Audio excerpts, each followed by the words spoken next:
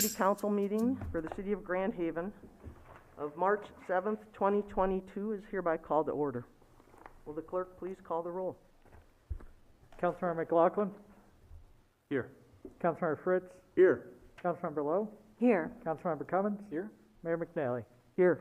You have a quorum, Your Honor. Thank you. Our invocation this evening is delivered by the Reverend Dr. Jared Kramer from St. John's Episcopal Church. Will everyone please rise for the invocation and remain standing for the Pledge of Allegiance? The Lord be with you. Let us pray.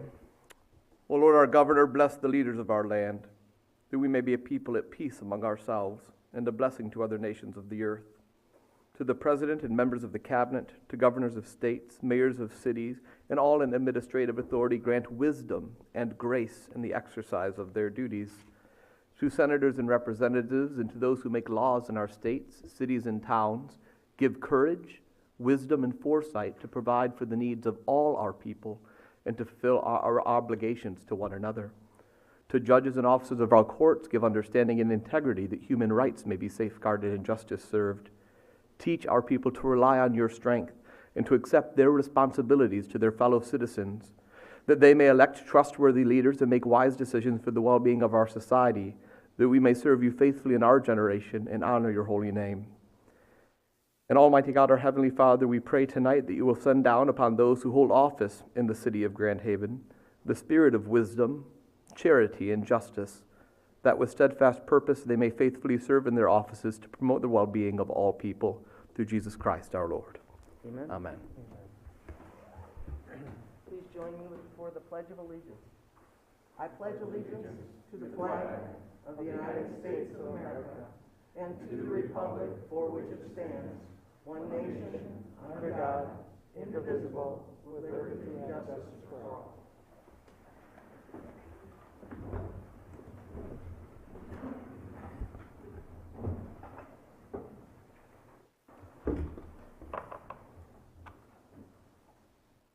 Right, Pat, I think we're shifting some of this. Yes, The Your Honor. Nominations of, and reappointments, we're going to shift down to a later portion of the agenda. Is that accurate?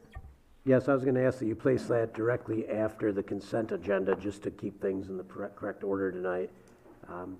And also, I did want to note that we are not on WAWL right now due to the district basketball game. Nice.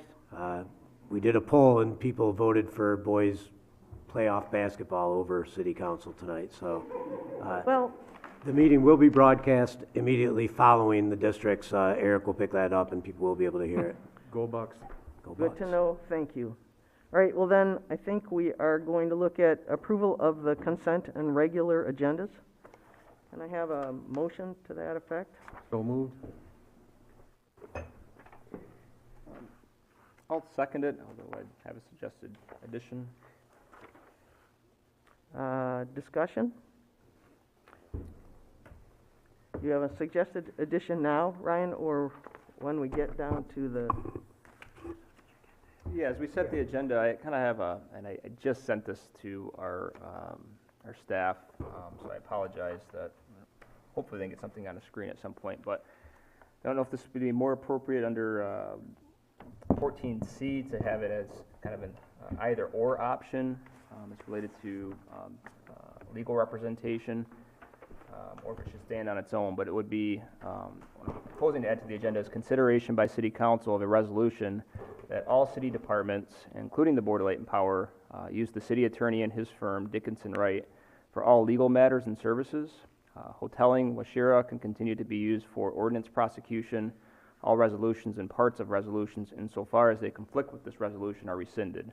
I'm asking for consideration of that resolution to be placed on our agenda this evening, either as like I said, a second option to 14C or as a standalone option, whatever the council prefers.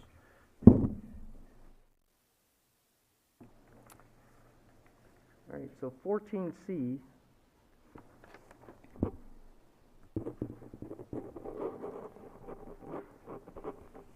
Does Does it, So does I think we're gonna have to figure out whether it conflicts with what's in 14 or it's a separate option, and then I think the details of it frankly are sufficiently sophisticated, so I would have a difficulty making decisions about it. I don't know about the others. Is it, It sounds to me like it goes with 14, the discussion on 14C, correct? and I don't have any problem discussing it As an with alternative? 14C, but I don't understand, honestly, we're gonna need to look at each of the options under, the options under 14C. If you would probably want to say is if we don't go with C as written, there would be an option for us. Want to put that as down so we have that. You can do that as another, Right, going down the line, say for correct. E, So- probably E then. If if that one gets turned down, we go to E, or you want to just, because it's a whole new resolution. Either way, I think either way would be sufficient. Right. so. Does it, I guess my question would be, is there some reason it wasn't submitted earlier to the agenda? It takes 4 of us to put it on then, if you want to add to it. Right, yeah, I didn't have it prepared before last Thursday, and, Right, so, I mean, so you're making a motion to add this to the agenda. I'm asking, this to be added to the All right. agenda, which 4 of us would have to agree to Is that change. there support for that motion? I'll second that. Okay, I got a motion by Cummins, second by McLaughlin. Any further discussion? Just clarity on where we're putting it, I mean, that's. Where are we going to put it at, though? That's the heading. Yeah, would you like it just as 14E, and then you can choose to vote on, whatever way you're gonna, after you've already considered 14C? That's Right, fine. that'd be great, that'd be a great spot for it, Kelly. Okay, Let's move everything down.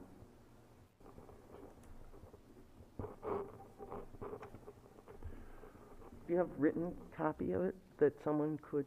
I did, I literally just before the meeting sent it to our staff, and I hope Ashley, if she's able to put that up later when we, or now if you prefer to see it, Your Honor. Okay. Any further discussion? Do we vote on this motion now? Yeah, if you'd like to add that to your agenda, you need 4 votes in favor of it. All right, so can you please call the roll, Yep. Kelly? Councilmember Lowe? Yes, Councilmember Cummins? Yes. Councilmember McLaughlin? Yes. Councilmember Fritz? Yes. Mayor McNally? No. With 4 votes in favor, that's added to your agenda as 14E.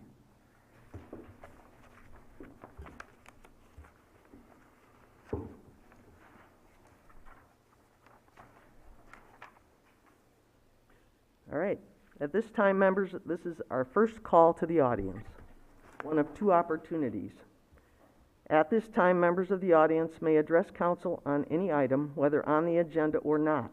Those addressing council are asked to provide their name and address and will be limited to 3 minutes of speaking time.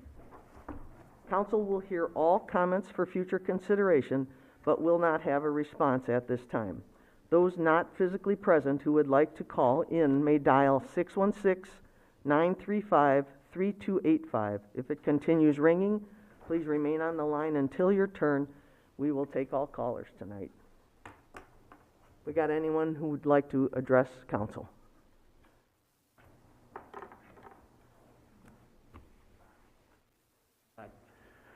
I'm Jared Kramer. I reside at 11571 Oak Grove in Grand Haven Township, and I'm the priest at St. John's Episcopal Church across the street from y'all. I'm here to speak on one of the items on your consent agenda, which is item P, the approval of a special event request to hold the Pride Worship Service at Lynn Sherwood Waterfront Stadium on Sunday, June 26th. We did our first one last year. It was a wonderful experience. We put in our application, we were assuming maybe we get about 50 people. We had 200. So had to print a lot of bulletins. That's okay though. It was a wonderful experience, and I was particularly struck by only about a third of the people there were members of my own parish, St. John's. It was a lot of people from other churches that came out to be a part of the event. It was just so good, and so I'm glad to submit it again. I'm hopeful that you will indeed approve that with your consent agenda, and thanks for considering again. I hope that if you're free that Sunday morning, you'll come down and worship with us. Thanks. Thank you, Reverend.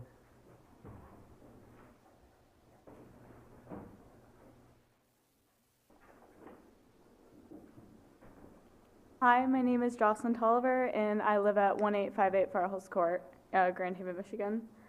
Thank you for allowing me to speak tonight on my Girl Scout Gold Award addressing disability. I am a sophomore at Grand Haven High School. The Girl Scout Gold Award is the highest honor in Girl Scouts and is a sustainable, girl-led project impacting your community. My project educates and raises awareness in the community about the needs of persons with physical or learning disabilities. With your approval, I will host an event on May 22nd, 2022 at the Imagination Station. This event will include all community members. Helen DeVos physicians and Grand Haven School special needs teachers will talk about ways to build an inclusive community. I hope to have music and invite all present to interact and play in the barrier-free Imagination Station. To sustain my goal of a community inclusive of special needs people, I would like to request that the Imagination Station be listed as a handicap accessible park. Thank you for the opportunity to tell you about my important project. Thank you for your interest in this subject matter. Yes.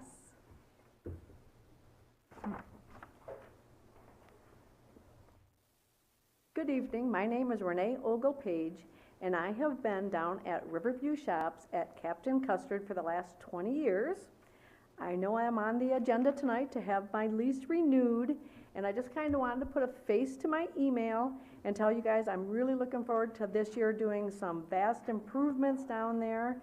I want to work with the different members of the council. I want to work with the community, and I really think that together we can really make this area, and I hope everybody knows where I'm talking about, the Riverview Shops down below the deck down there. I really want to bring that up to the next level to where I think the city will be proud, I will be proud, our family will be proud, and the community will be. Thank you. Thank you, ma'am.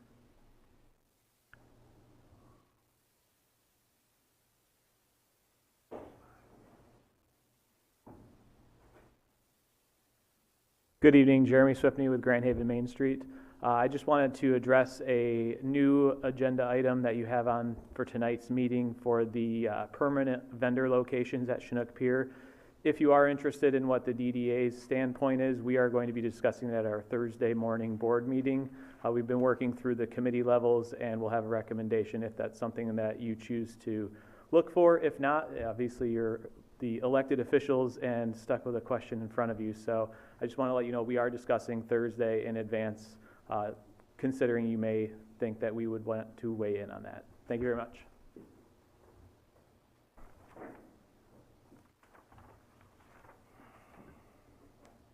Hi, my name's Doug Vance. I'm the owner of the Copper Post downtown Grand Haven. Kind of coming up on Jeremy's hindsight here. He's not going to be glad to hear what I've got to say because he is aware of the fact that my topic is always parking. And we continue to allow more and more venues downtown. I don't look at them as competitive, except for the fact for parking.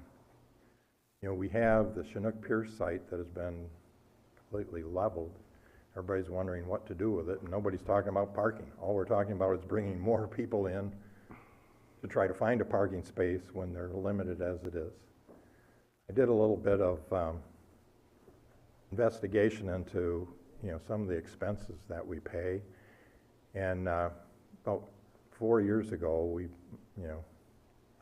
went into the building there where the Copper Post is today, and I started tearing things apart so we could open for that summer. Since that time, I looked at the checks that we've written that say pay to the order of, and interestingly, the city of Grand Haven appears on that line, the tune of over $300,000 since we opened our doors.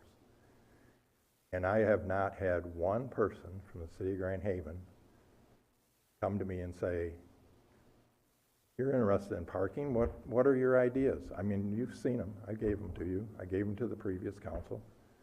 I've talked to the city manager about it. Nobody's interested. All we're interested in is bringing more activities downtown. In the summertime, the Copper Post is handling as much business as we can handle, so I don't need any more people downtown. I'm sure some of the other eateries are the same same situation.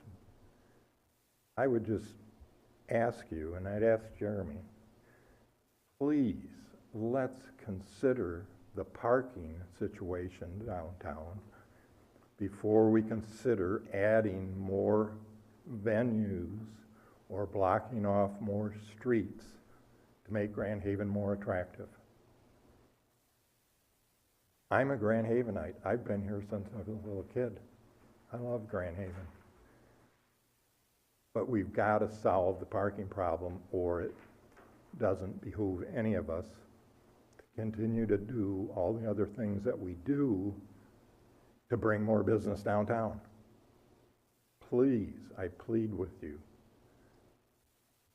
If it doesn't work, all you're going to get is some other person that's going to go into that corner, and you're going to pick their pockets for another $300,000-$400,000, and then it'll be the next and the next and the next. Thank you. Thank you, sir.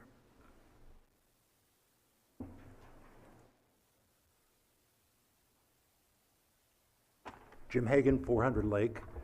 I'd like to talk a little bit about the city manager's report from the last council meeting, and also the article that MLI published called Redevelopment of Historic Diesel Plant in Grand Haven Could Be in Peril, Manager Warns. Going through this article, one thing that's brought up is the Planning Commission. You know, last council, we talked about the importance of the Planning Commission, the new hotel, how we weren't going to make the same mistakes that were made in the past, where the Planning Council felt disfranchised because they weren't brought in until the deal was done on some other things, which I don't know what they were. This particular article goes on to say that the Planning Commission wanted to do a parking study and a traffic study. And we heard that, oh, it'll put the project in peril. We should really, you know, like keep moving on, do the buy-sell, let's keep this thing moving on. And you know, last time I talked about the need for following procedure. My goodness, this is just one more example where we're not following procedure. Let's rush this thing through. Let's bring it into council and push it through. This is not the approach we should be taking. Let's follow the Planning Commission's recommendations. Let's do the study. If it takes longer, it takes longer. This issue was brought up last July, the parking. I mean, this is not a surprise. And finally, you know, we have a city organization that says we've got to do this. Let's do it. Let's not skip it. I mean, this project, it also went on to say it was appraised at $1.525 million. And it talked a little bit about the bids we've gotten in it from Capstone. The first one, 1.5, then it came in at 2. It had plenty of parking for the 16 condos. You know, you guys have really looked at this diesel plant. If it's not going to work, let's say it's not going to work. Let's not keep beating it. I mean, we've got other great projects that can go in. We heard from the Sandpiper condominium president. What did they want? They wanted, you know, the condo corner. Let's listen to the people. And another commentary. We send out these surveys and get Facebook posts, and we treat them like they're gospel. What they are, they're information for brainstorming. They can be considered. Let's consider them. If they don't work, let's drop them and keep moving down the list. Thank you. Thank you, Jim.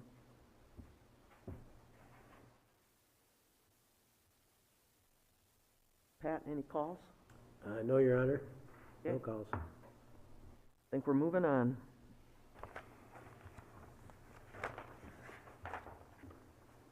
Okay, special meeting we're done with. We've got, it looks like a presentation on fee schedules by Amy Bessinger. Amy, are you out there somewhere? There we go. Good evening, Mayor, Council. Thank you for having me tonight. I do have a brief presentation for you on the fee schedule. This kind of goes along with the last presentation I provided for the capital plan. Goes along with our budget process for fiscal year 22-23.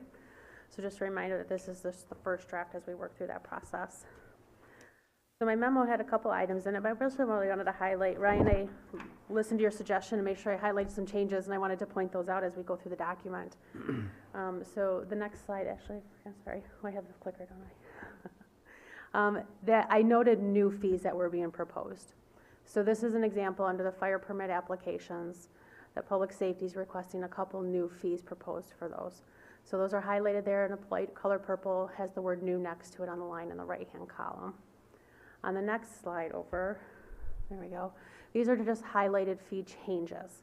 So I just highlighted the fee itself with the purple, so it's easy to identify as you page through that document.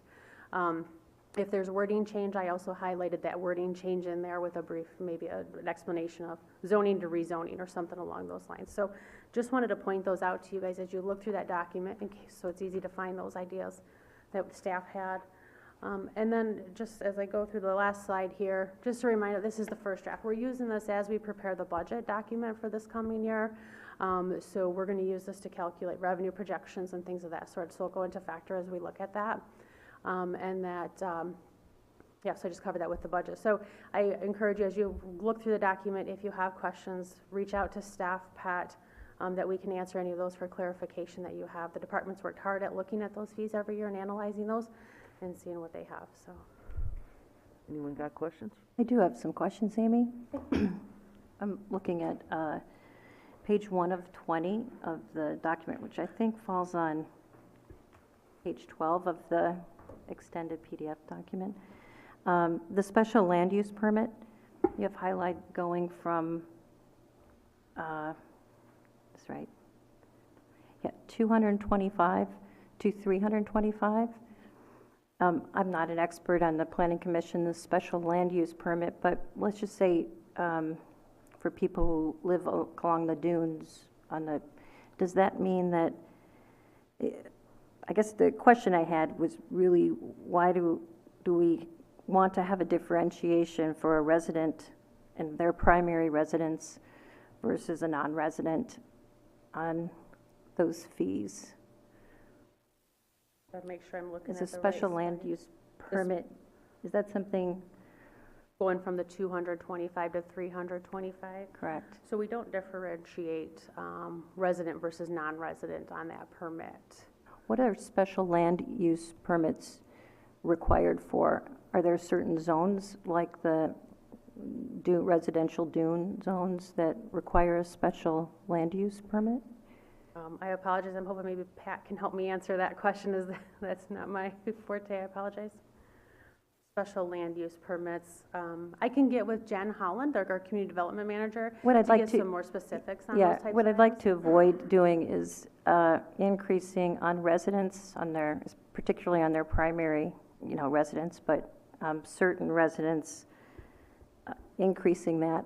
I'd prefer that we have a split out between a resident and a non-residential fee. That's why we get these to you early, so we can get you that Right. information before it's presented to you formally. Right. So that's, Yeah, I mean, I agree. I mean, I think, everything that has to do with zoning changes, and, I mean, you bumped up some of them, the zoning change application from 275 to 400. We're only hurting our residents that live here. I think there's a lot of other fees that probably should be increased that doesn't affect our residents. So I'd like to have Jen take a look at that, that's all. Propose maybe if it's a primary residence versus a non-primary residence, so if it's a homestead property versus a non-homestead property. Yeah, maybe something like I'd that. at least like to see if it's resident-owned, a differentiation between residents-owned, but certainly if it's their primary residence and they're having to put through a special land use permit to do something. I don't know enough about what the Plan Commission does, but it just sort of stuck out. A couple other changes or questions I had on page 2 on the rental housing late fee. It says $10 per unit if submitted after February 15th. Did we want to put something like $10 per unit per month? Is there a date that they're no longer going to be acceptable? Or, you do it on February 16th, it's the same as if you do it in June or July. Just a question I'd ask you to look at. Okay, got it. Then, moving forward to page 6, I believe, City Manager McGinnis, this public parking space rental of 50 cents per square foot. Was that what you were referring to before about rental of some kind of rental fee? And what does that actually come out to for a parking space? Well, a 20 by 10 would be $100, right? 'Cause that'd be a 200 square foot parking spot. And is that for a month, or is that for Per month. the, Eric, is that per month that we were proposing that? Yes, it's per month. Yeah, it should it be. should be per month, okay. We just might want to specify that in there. Okay. Page 10 of 20, I think this might be just a typo. If we could take a look at that. It's on the with and without alcohol. I believe that's what, sorry, here we go. Right, there's two lines that are highlighted under the community, under Mulligan's Lodge. I think it's a question I had really related to the fiscal year 2021-22 numbers, Amy, because it looks like, and I just wanted to clarify, were we previously charging $250 and now we're going to charge $100? Or was that zero and now we're charging $100? So previously, the note in the fee schedule was higher. I will double check with Shar to see what the charge was that there was a note that she had made to me in regards to that reduction. And I apologize, I don't recall if it was in practice, they had not been charging the $250 and we're charging the $100. But the $100's in line, I believe, with what's being charged with the community center. So that was why the change, to be consistent with what we're charging for parties that served alcohol. But we'll double check on that as well. And when we come to the budget work session, we can provide you with some clarity on and information on that. It was on those two. And then the question on the cemetery changes, did the cemetery board review any of this yet? Or, I think there's only one change to the cemetery board fee schedule, correct, Derek? Yes, we did. We reviewed those at the last February board meeting. Okay, good. That was just my only question there. And then on page 14 of 20, it's the airport fees. Have those been reviewed by the airport board? I believe they have. I'll double check with Town Manager Okay. on that. Thank you. Those are all my questions. Just going back to the monthly public space rental of 50 cents, Derek, where'd you come up with that big number? Sorry, just want to know. Would you like to take that, Pat, or you want me to? Well, I don't know that it was purely arbitrary. It was very hard to find comparables because any that we checked with charged outdoor space as just part of the overall lease payment for the whole property. So we just tried to come up with something based on how many seats they could get in there and what it would compare to, because we do about 12 to 14 bucks a square foot for interior space in our rentals. And I think we went with about a 50% Yeah. of that. Because we don't serve any, there's no utilities out there, there's no Right. services. It's just purely a public space. Is this, if in fact we do pass the resolution concerning Chinook Pier, is this fee going to go into that as part of that? So if somebody puts a food truck is that what they're going to be charged, 50 cents a square foot? There, in your ordinance for the fixed location vendors, there's a specific amount of, I think it's a $100, it's not very much. It's $100 a month. $100 a month. Okay. And then we're also going to negotiate with them whatever costs we have wrapped into it. If we have to run electric over there, we're going to divvy up those costs among the 3 spots we're proposing and charge it throughout this first year, and see how it goes, and then see what we should be charging for future years. It'll be the first time we've done this. Okay, thank you. Anybody else? Ryan? No, I've already sent my questions in already, because this is just a proposal to us. Yep. And it hasn't come back to us as a set in stone thing, so Great. I already already Amy, I sent to just Pat. want to say, I thought it represented a lot of work, and I appreciate the information. It's helpful to me in trying to get some sense of where we get some fees, where we don't get some fees. So thank you for that. Thank you. Okay. Next on the agenda, Derek Gatos, Public Works Director, with a cemetery operations revenue versus expenditures report. Yes, good evening, Your Honor, fellow council members. The cemetery is not a required service we provide. It's one that we have for a long time. In fact, it used to be just the next block over for a period of time in our city's history. And there might be some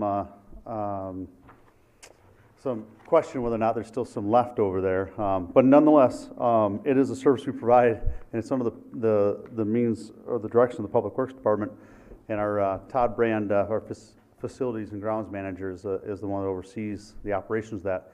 And as we go through the budget every year, we look at a lot of things and what we need to do to provide the services we do, and to determine whether or not the charges we charge are sufficient. And the cemetery has always been one that's been technically subsidized by the general fund. The actual rate that we charge for burials and actually plots sometimes are dependent on those. There's rate philosophies that are gone into that. So I'd like to go over some of that tonight with you, just to show you kind of where this cemetery, our cemetery, falls financially. So, services we provide are interments, both full and cremations. We mow it and weed trim it and remove all the leaves almost as a park. A lot of people believe that's a park that's not in our park system, but it looks beautiful to do so. We also install headstone foundations and headstone adjustments as necessary. There's lots of them out there that end up moving and settling over time. We want the cemetery to look good. It's something that we actually do. Not a lot of cemeteries do that. Some of them leave that to the private owners of the plots, which again, over decades or centuries, become just what they look like. So we do that as much as we can. So the fee philosophy that we have is resident versus non-resident.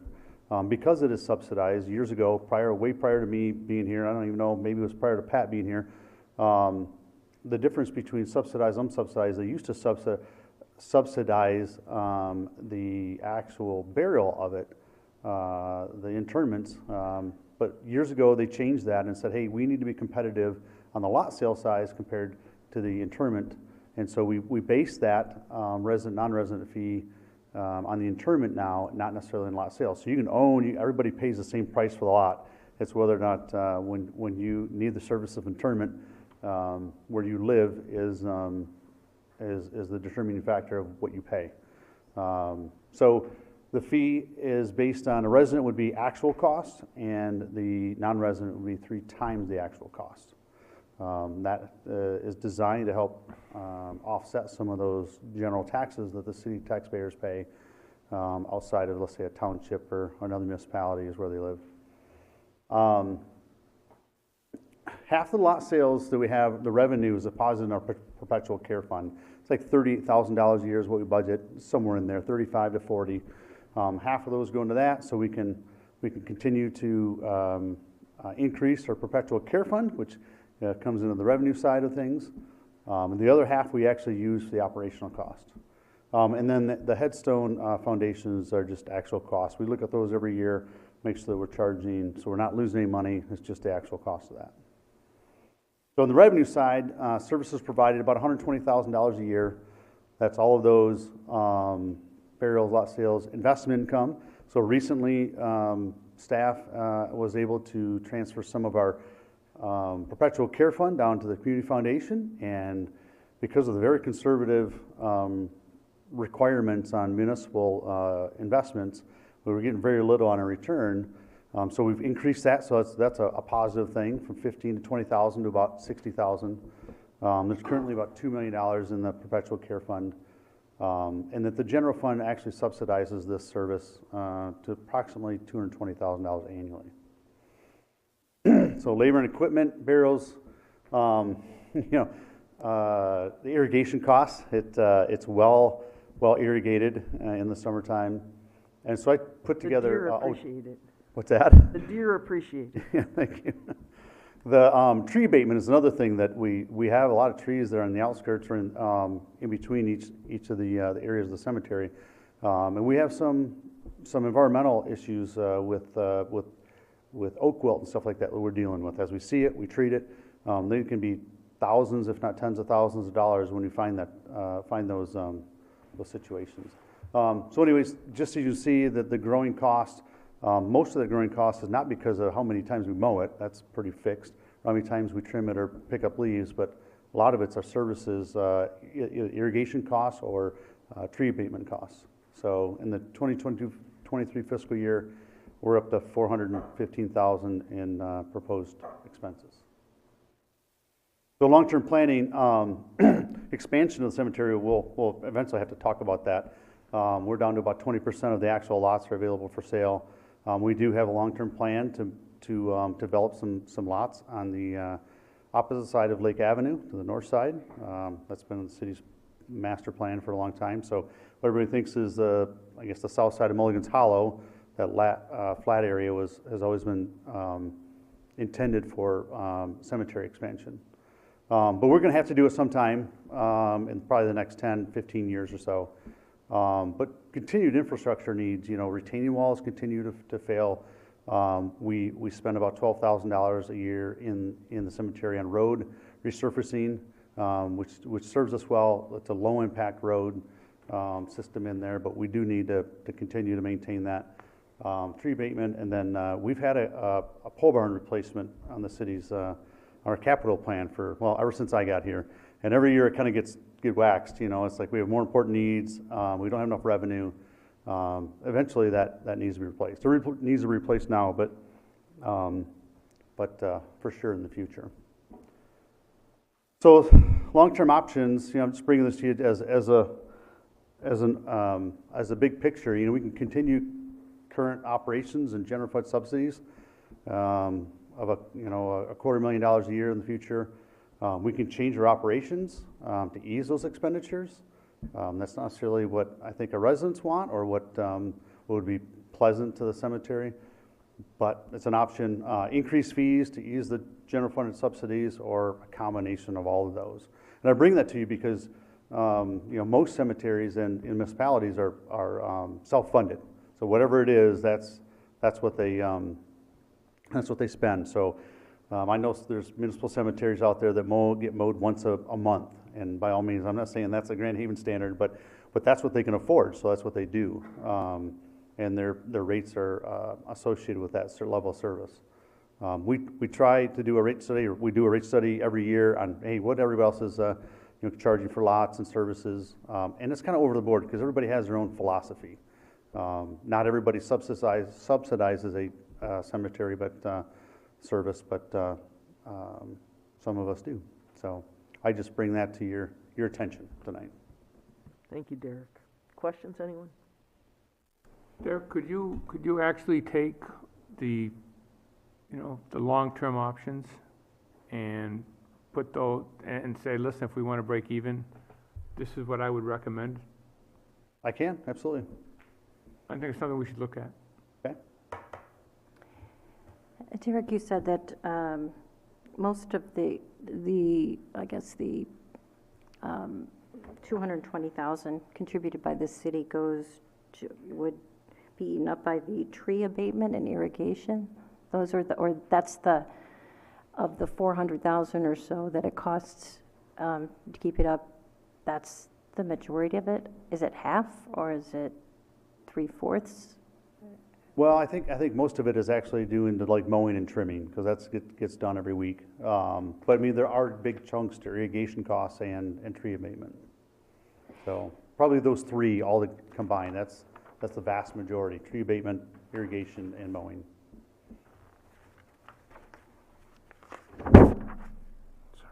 Is there any other philanthropic way to subsidize the cemetery for public use? Have we ever looked at that, other than the subsidy, the $220,000?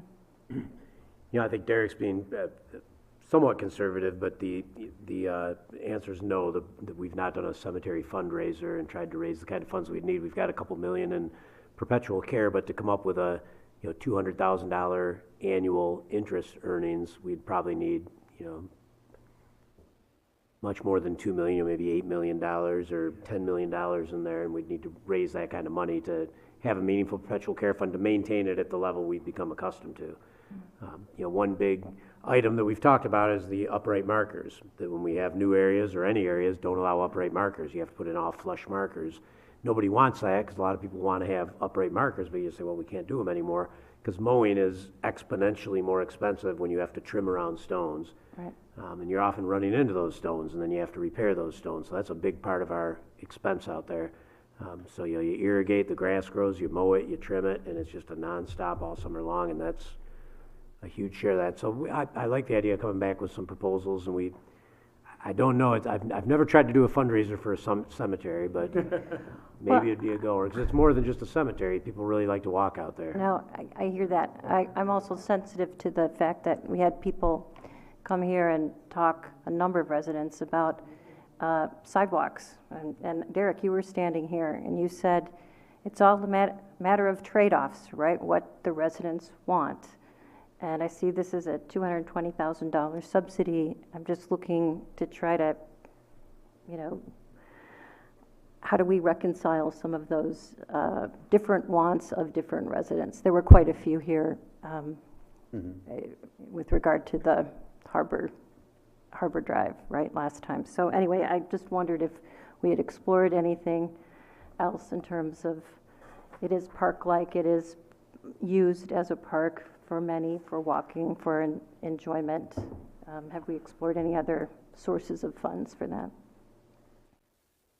I want to say thank you, Derek. I'd like to go with a combination of those options, but I'd go back to the cemetery board and present it to them, have them work on it also, because they're our citizens, and that's they should be able to take care of that, help you along, and guide you on what would be the good idea. That would be my recommendation, just kind of go from there. Sure. Thank you very much, Derek.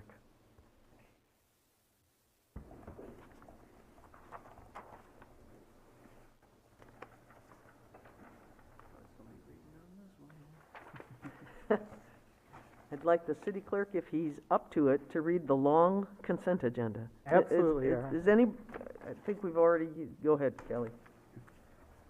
There are a number of items on your consent agenda tonight. Item A is to approve the city council meeting minutes of the city council special joint meeting held on February 15th, 2022, and the special and regular meetings held on February 21st, 2022.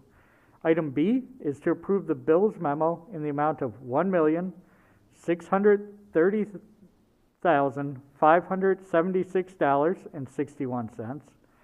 Item C is to approve a resolution to remove Mr. Paul Brooks from his position on the Grand Haven Board of Review due to unavailability for service.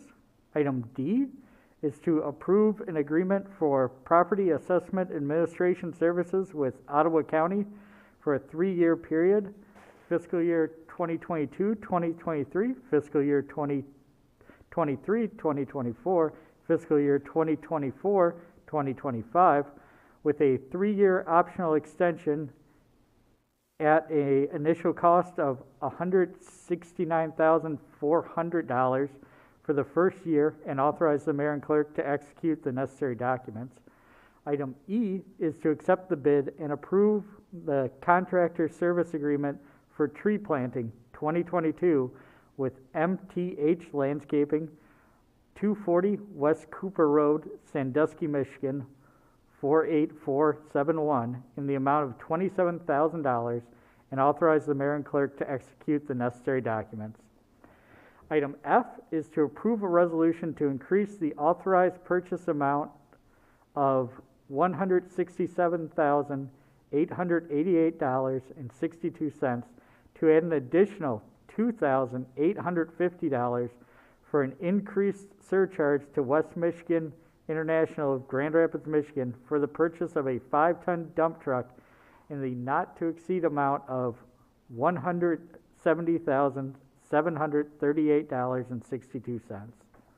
Item G on your consent agenda is to approve the Grand Haven Memorial Airport Fixed Base Operators Agreement with E2 Technologies for a 1-year term with up to 4 one-year extensions, and authorize the mayor and clerk to execute the necessary documents.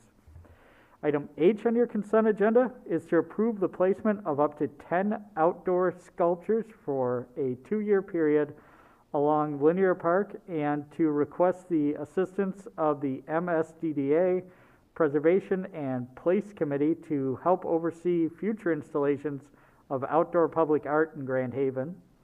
Item I is to approve a license agreement with Sun Sports Rentals LLC of Grand Haven, Michigan to operate the city beach vending space and perform restroom maintenance and upkeep during the 2022 summer season with a total seasonal rent rate of $4,000 and authorize the mayor and clerk to execute the necessary documents. Item J on your consent agenda is to approve the Coldwell Banker Woodland Smith Easter egg hunt to be held in Central Park on Saturday, April 16th, 2022, from 11 a.m. to 12 p.m. for a total use time of 3 hours, including setup and teardown, to authorize the closure of 4th Street and to waive the $500 park rental fee. Item K on your consent agenda is to approve a special event request to hold the Earth Day event in Central Park and on city streets on Saturday, April 23rd, 2022, from 12 p.m. to 4 p.m., and to waive the park rental fee in the amount of $500. Item L on your consent agenda is to approve Brilliance Publishing's request to hold World Book Day book distribution in Central Park on Sunday, April 24th, 2022, from 12 p.m. to 5 p.m. Total park use times or 10 hours with setup and teardown, and waive the $750 park rental fee. Item M is to approve the My Gold Award event addressing disability to be held May 22nd, 2022, from 12 p.m. to 2 p.m. at the Imagination Station, and waive $175 in fees. Item N is to approve a special event request to hold the Person Overboard Rescue event on Sunday, June 18th, 2022, from 1 p.m. to 3 p.m. at Lynn Sherwood Waterfront Stadium, and to waive the park rental fee of $300. Item O is to approve a special event request to hold the Queen's Cup event to be held on June 24th through 26th, 2022, at the Grand Haven Municipal Marina and Seawall, with activities at the Lynn Sherwood Waterfront Stadium and green space behind the Grand River Sailing Club, and to waive fees in the amount of $1,315. Item P is to approve a special event request to hold the Pride Worship Service at Lynn Sherwood Waterfront Stadium on Sunday, June 26, 2022, from 10 a.m. to 1 p.m., and to waive the park rental fee in the amount of $500. Item Q is to approve a special event request to hold the sand sculpture contest at the City Beach on August 13th, 2022, from 9 a.m. to 2 p.m., and to waive the $500 park rental fee. Item R is to approve a special event request to hold the Musical Fountain 60th anniversary event at Lynn Sherwood Waterfront Stadium on Saturday, August 27th, 2022, from 7 p.m. to 10 p.m., and to waive $900 in special event application fees. Item S is to approve a license agreement renewal with Renee Page of Grand Haven, Michigan, for the seasonal rental of the Riverview Boardwalk Shops in Bicentennial Park at the rate of $10,950, and authorize the mayor and clerk to execute the necessary documents. Item T is to approve the 5th Street and Washington traffic signal removal contract with the Michigan Department of Transportation, the not-to-exceed amount of $4,520, and authorize the mayor and clerk to execute the necessary documents. I'd now like to commend the clerk for his reading of the rather large consent agenda. I need a motion to I'll make the motion. approve the consent agenda as written. Got a motion? Is there support? Second. Motion by Fritz, second by Cummins. Discussion? Just a few notes for me. The tree planting, and I bring this up because it's timely with all the trees that had to be taken down for the road work that's upcoming on Fulton. But are all those trees planned to be replaced once that work is done. I don't know if it's through this fund or some other fund, but. So, good evening, Todd, Todd yeah, Brand, there you go, Facilities please. and Grounds Manager, City of Grand Haven. So all the trees out of that 100 are outside of the Fulton Street project. So they'll be planted, we don't have it finalized yet, the next 2 weeks we'll have them all lined up where they go. We usually try to centralize them so they don't have to run all over town for each planting, but But for the Fulton's project, are those trees gonna be replanted? Do you know? Derek's behind you. You got backup. Sneaking up Sorry on if you. I was asking the wrong person, yeah. Nope. So typically when we do a road project, we take the trees out and then the contractors, it's really hard to get them to stay in the hook for a couple years, make sure the trees live through the first growing season. So we do it ourselves, we take them out, we save money that way, and then next year's tree planting that you will authorize, hopefully, will then replant those. So they won't be this year, but will be next year. Okay, yeah. Okay, this one's for Todd on the same issue, sorry. So I saw the 5 species you're planting, and I get the biodiversity advantage, but are red buds going in the parkway? Because they're kind of small trees. yes, they are. It's approved from the NRC, they go through the list. Okay. And they choose, and I go through that list every year, pick out 5 that would work, and that's one I chose for this year. Okay. I mean, they're an ornamental tree that's kind of closer to a shrub. They can get bigger, but It might be a different species of red bud, I'm guessing. I will review that when I get back, but I've never had a contractor tell me that's not recommended for a roadway parkway. right away as well. okay, good enough. Might be my insufficient gardening expertise. No Thanks. problem, no problem. Anybody, you have some others? Yeah, just the folks that worked on the art installations, I think Mr. Fritz, looked like you were part of that group. I appreciate the thought and focus on some East End art installations too. Absolutely. I thought that was phenomenal to see that, so thank you and the others that worked on that. And then the last thing I'll note, we talked about, a lot of folks that are here probably saw, oh my gosh, there's a lot of fee waivers tonight. We did talk at our last meeting, we're looking at kind of our fee waivers for events and what the right balance is as we balance, the value that events bring to our community, but also looking at, our needs to maintain spaces and pay for their maintenance, going forward. So I think we discussed last meeting, we want to work on that over the next several months. We don't want to shock anybody that has events in the next few months with expenses maybe that they weren't anticipating, but those are some things that are definitely on our radar, so that's all I have. Anybody else? No, I was just gonna echo you on the sculptures and that. We had a very good meeting. We had a very diverse, and that, it was brought up to have, making sure that the whole town, we place art around the whole town, not just on one side of town. There's a lot of places on the east side that really needs to have it. That was one thing. And also, I want to say, on the Brilliance, I got to say thank you to them for the passing out their books and stuff and that. I used to take my kids there when it first started out, and now I see everybody else bringing their parents and bringing their kids there too. So I want to say thank you to Brilliance for doing that. That's a good thing for our community. Also, the disability, I am very proud that this young lady that came here tonight and came to us and asked us, and I'm very proud to say yes on this. And also, the Reverend Jared, I want to say thank you for Pride. It was a very good turnout. I walked through there, and it was just absolutely fantastic. I got to say, it worked out very good. It was good for our community also. 60th anniversary for the musical fountain. It's all the time. That's what brings people here, and I'm very proud to see that happen again. Mr. Creason would be very proud to see it going at 60 years. So that's it. Just what I want to say about all of them. Okay. Would the clerk please call the roll? Councilmember Cummins? Yes. Councilmember McLaughlin? Yes. Councilmember Fritz? Yes. Councilmember Lowe? Yes. Mayor McNally? Yes. Your consent agenda passes.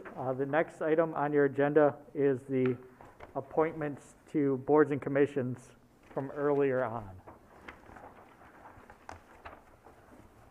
You want to read those for us, please? Yep, so there are 2 nominations for the consideration of the council. One is Sarah Callio to the Musical Fountain Committee for a term expiring June 30th, 2024.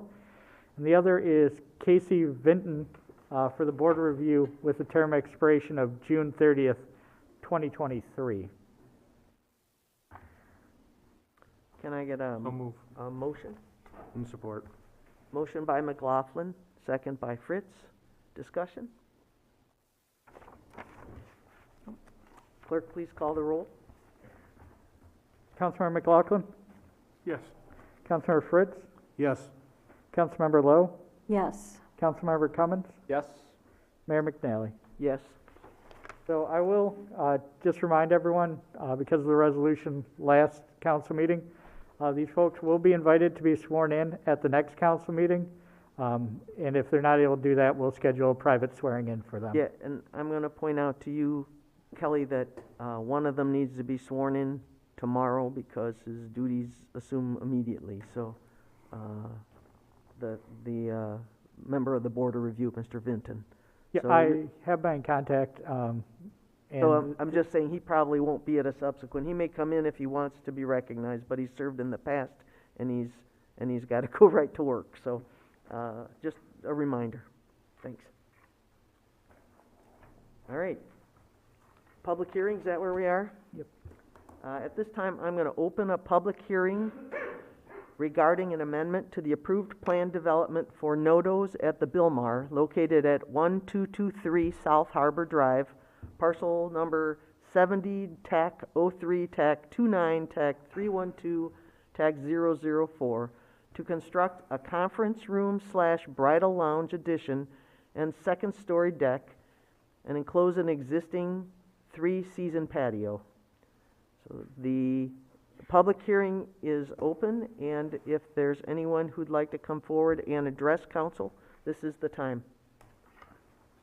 I'd like to address council.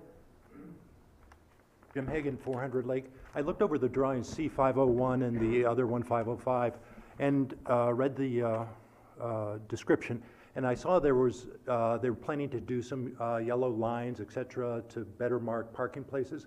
And I want to bring it to your attention that there's an awful lot of cars who park and in front of the restaurant to the east, and they extend out into the sidewalk. And so it necessitates single file traffic through that very busy sidewalk.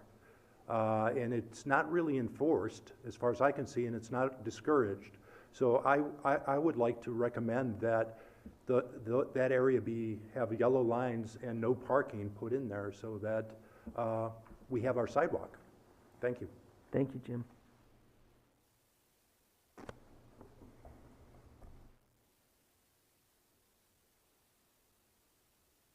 Is there anyone else who cares to address council on this matter? I would entertain a motion to close the public hearing. I think you can just close it, Mayor. Can I close it? Yep. Well then, You can I just close it. hereby close the public hearing.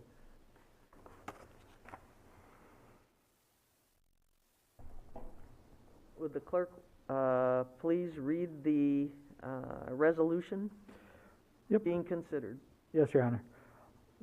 The next item on your agenda is consideration by the City Council of an introductory resolution to approve an amendment to the approved plan development for Nodos at the Bilmar, located at 1223 South Harbor Drive, parcel 70-03-29-312-004, to construct a conference room / bridal lounge addition and second-story deck, and enclose an existing 3-season patio.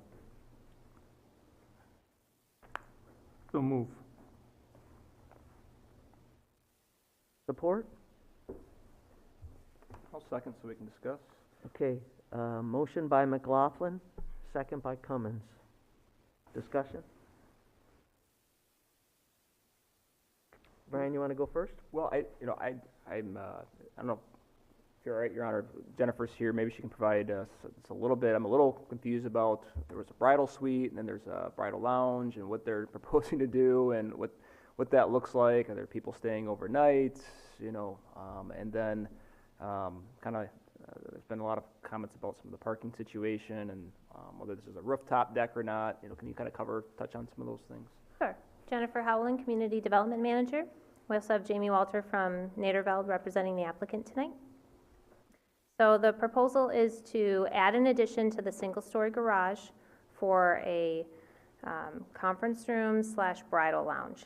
The original proposal was for basically a dwelling unit for the owners to stay in overnight, and during the day it might be used for bridal parties or other guests that need a place to change or relax in between events, especially when it comes to weddings. But after the Planning Commission public hearing, there was a lot of comments about the potential inappropriateness of having that dwelling unit on the property. So, More time, Jennifer. yeah, Just- thank you. sorry, Thank that was left over from Jim. So they amended their request at the Planning Commission meeting to just be a space for bridal parties and others to use while they're there for another event, and not to be an overnight accommodation. Could I ask a question about that, Jennifer? I get that they've agreed to use it in a different way, but it still is a apartment with what are essentially rooms that could be used for beds, a bathroom and a kitchen, right? There's a changing room, a bathroom, an open room, and a kitchenette. So it depending on the size of each space, it could meet some of the elements of a dwelling unit, but it's only accessible by walking through the restaurant. There isn't a separate access point. So it would be impractical to rent it out to somebody else. So the intent is not for it to be a space to sleep in. How is it zoned? Planned Development District. Okay, so in a planned development, could you theoretically have a dwelling unit? You can have pretty much anything that is approved by the city council. So that the objections to the dwelling unit were based on what? Just the propriety? Residents, yeah, I think some residents felt that it was just inappropriate to have that on the property.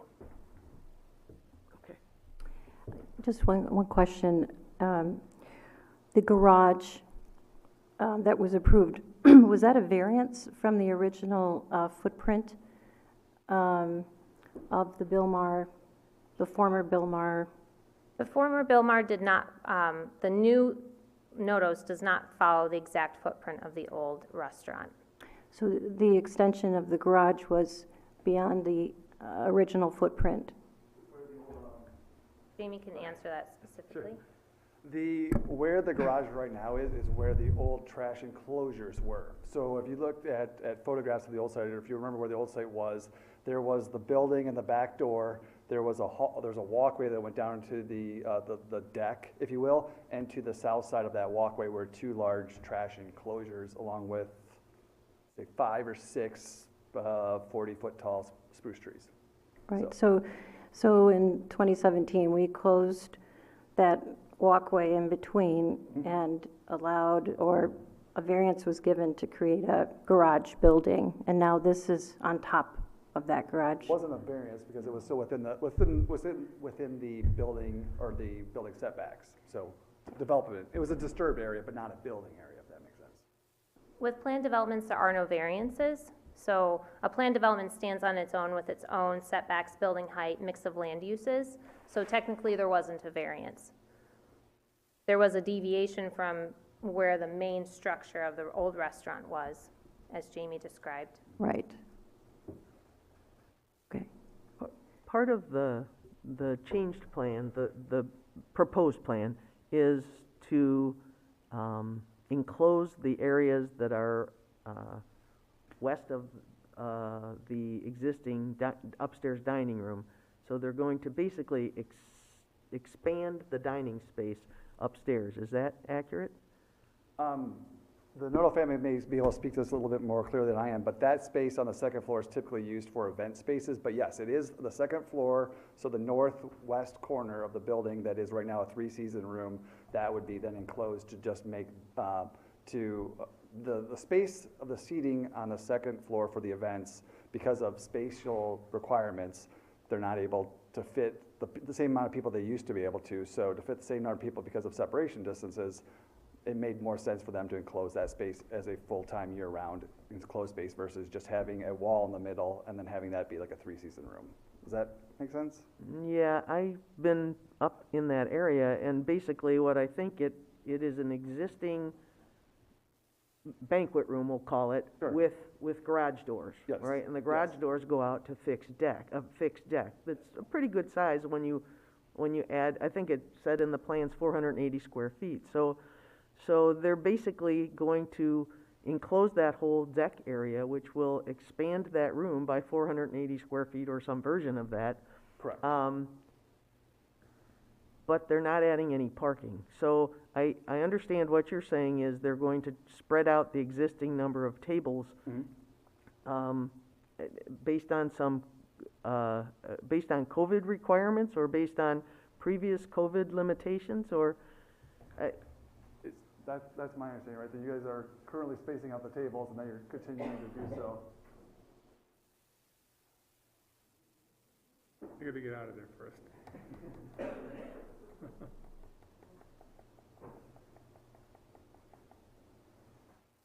Mr. Noto, thank you for coming in. Hi there, I'm Tom Noto. And I guess the big thing is the wall just kind of divides everything up, and it just puts a barrier in between. The whole COVID space thing is kind of brought a lot of attention, to everyone. People don't want to be bumping in, their back bumping into the table behind them and stuff. So again, we're not asking to increase any seating capacity. We're just looking to make the seating capacity we have a little more comfortable. That's the main goal here with this. And that wall, I don't know that it ever really had to be there, but for somehow, I think we were made to believe that it did. But it's really just kind of cumbersome, and it would just make more sense to thermalize the roll-up door windows and make it a full open room just to have the comfort. So when it's done, there won't be deck westward of that, right? No, that'll all be enclosed. All right, and then you're adding deck somewhere else. And what will that deck be used for? That basically is just an outdoor area to be able to go to. It's not like we're not adding seating, we're not adding dining tables to that deck. It would be like over the roof of the existing outdoor bar.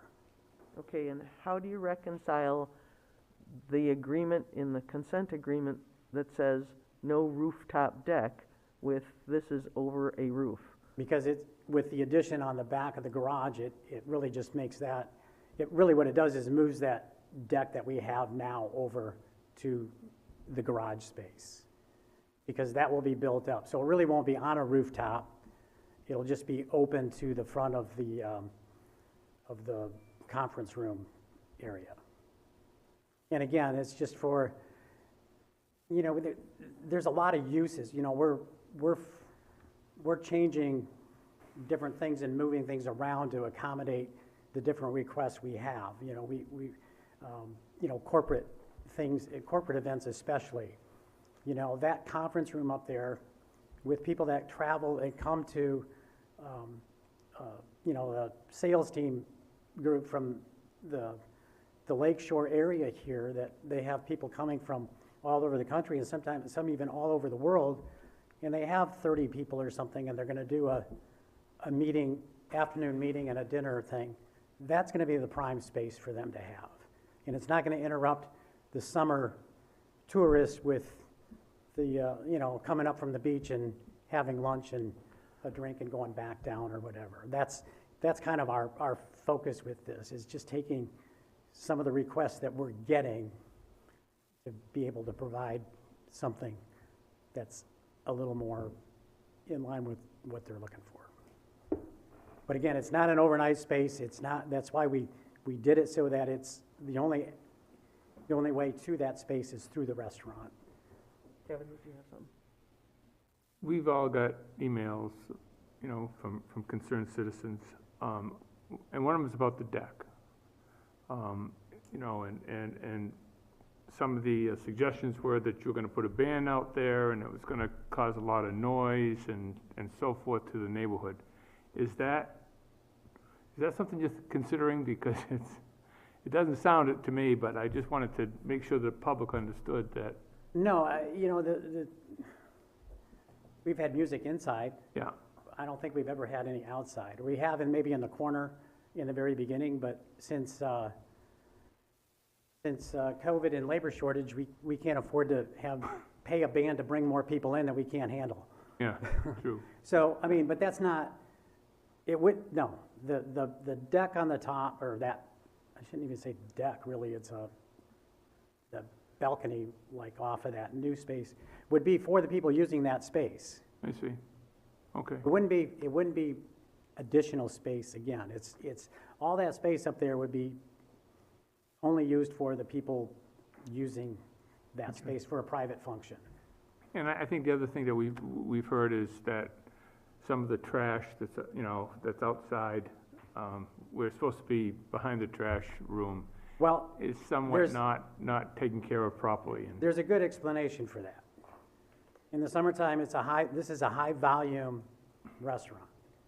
There's a lot of things being delivered every day. There's a lot of things going out that back door every day. There's 5 days that the trash haulers will haul. We only have, the size of the bins we have are limited in size because our guys have to roll those things in and out of the garage. So there's 3 nights of garbage in the summertime. There's 2 nights of cardboard recycle in the summertime. So 5 nights a week, one of those bins is rolled out. 5 mornings every week, that bin is rolled back in. There was a time when it didn't because the wheel broke off, and we had to wait until they could come and change the wheel from Right.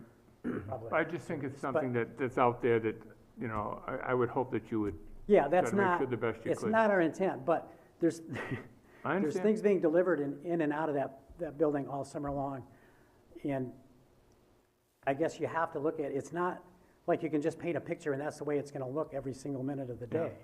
There's certain things, but at the end, it is, our guys are out there, they're power washing the driveway off, or they're picking up and cleaning up. There isn't, I guess, if you look back to what that whole property was before, the fence was broken down, the garbage was outside in the open air 24/7, so there's I just wanted to just bring some it up. things. Yeah. Just wanted to bring it Yeah, up, that's yeah. all. Thank you. I'm good. And then there was questions about parking on the sidewalk. Remember all the emails we got on that? Because sometimes you ride by, there are people that are parking out in front of the building, you can't walk, they shouldn't be parking there. And also, Jennifer, a question for you, and the PD we had before, if I remember correctly, wasn't there something be done to the parking lot? The configurations and all that, there was supposed to be something done to it, I don't know, has that all been done from the last PD? The parking lot striping plan that was submitted, I'm not sure how much of that got restriped. There was a plan for putting a fence around the site, and that didn't happen, but I know that they did get an agreement with the city to maintain that parking lot, but it may need to be restriped to better manage how people are parking on that property. I thought we had a plan for curb and gutter and stuff like that at one time in there, if I remember correctly, it came in for that PD. And there was supposed to be some handicap parking, it was supposed to be marked up closer to the building, and I don't know how far it's gotten, because there's so much sand out there, I went to look, I can't see much of anything right now, but I thought there was a whole bunch of that, if I remember correctly, but we agreed to on that. And I'll check into then the that. extra entranceway, I think it was, and be on the far east side, if I remember. I'm just trying to go off the top of my mind of how it was. Yes, Pat? Notos did submit a proposal at one point, just in a draft format, to look at a possible reconfiguration of the parking lot, and I think Jamie designed that, and we just never brought that, I don't think we brought that forward yet. That was, There was talk about extending the parking lot further to the west into the east, in essence, which then would allow expansion of additional parking spaces, and then there was talk about adding a second entrance so that there was a loop, if you will, and talk about having it be a final turnoff for the trolley. so Charlie could come down there and have a place that they could. turn That's the around. one I remember, that's But not, what we ran into was issues with, to allow that, the parking lot would have to go further towards the lake, and that's where we kind of ran into some hiccups. okay, I just remember all that. We had that long discussion, I think it was probably about 2 or 3 meetings on that when I came in at council, so I just like to see it better striped and that, and somehow put some embankments or something so people don't drive their cars out there, because I know how it is, you get out there, you want your front end to set out and get a bunch of room in there, because if you haven't, cars today are not cheap. And if you park them really close, you don't want to have damage to them, but the thing is, you don't want them going across the sidewalks for pedestrians to walk down also, so you have to figure out a way to make that work. Anything else? Just one last question.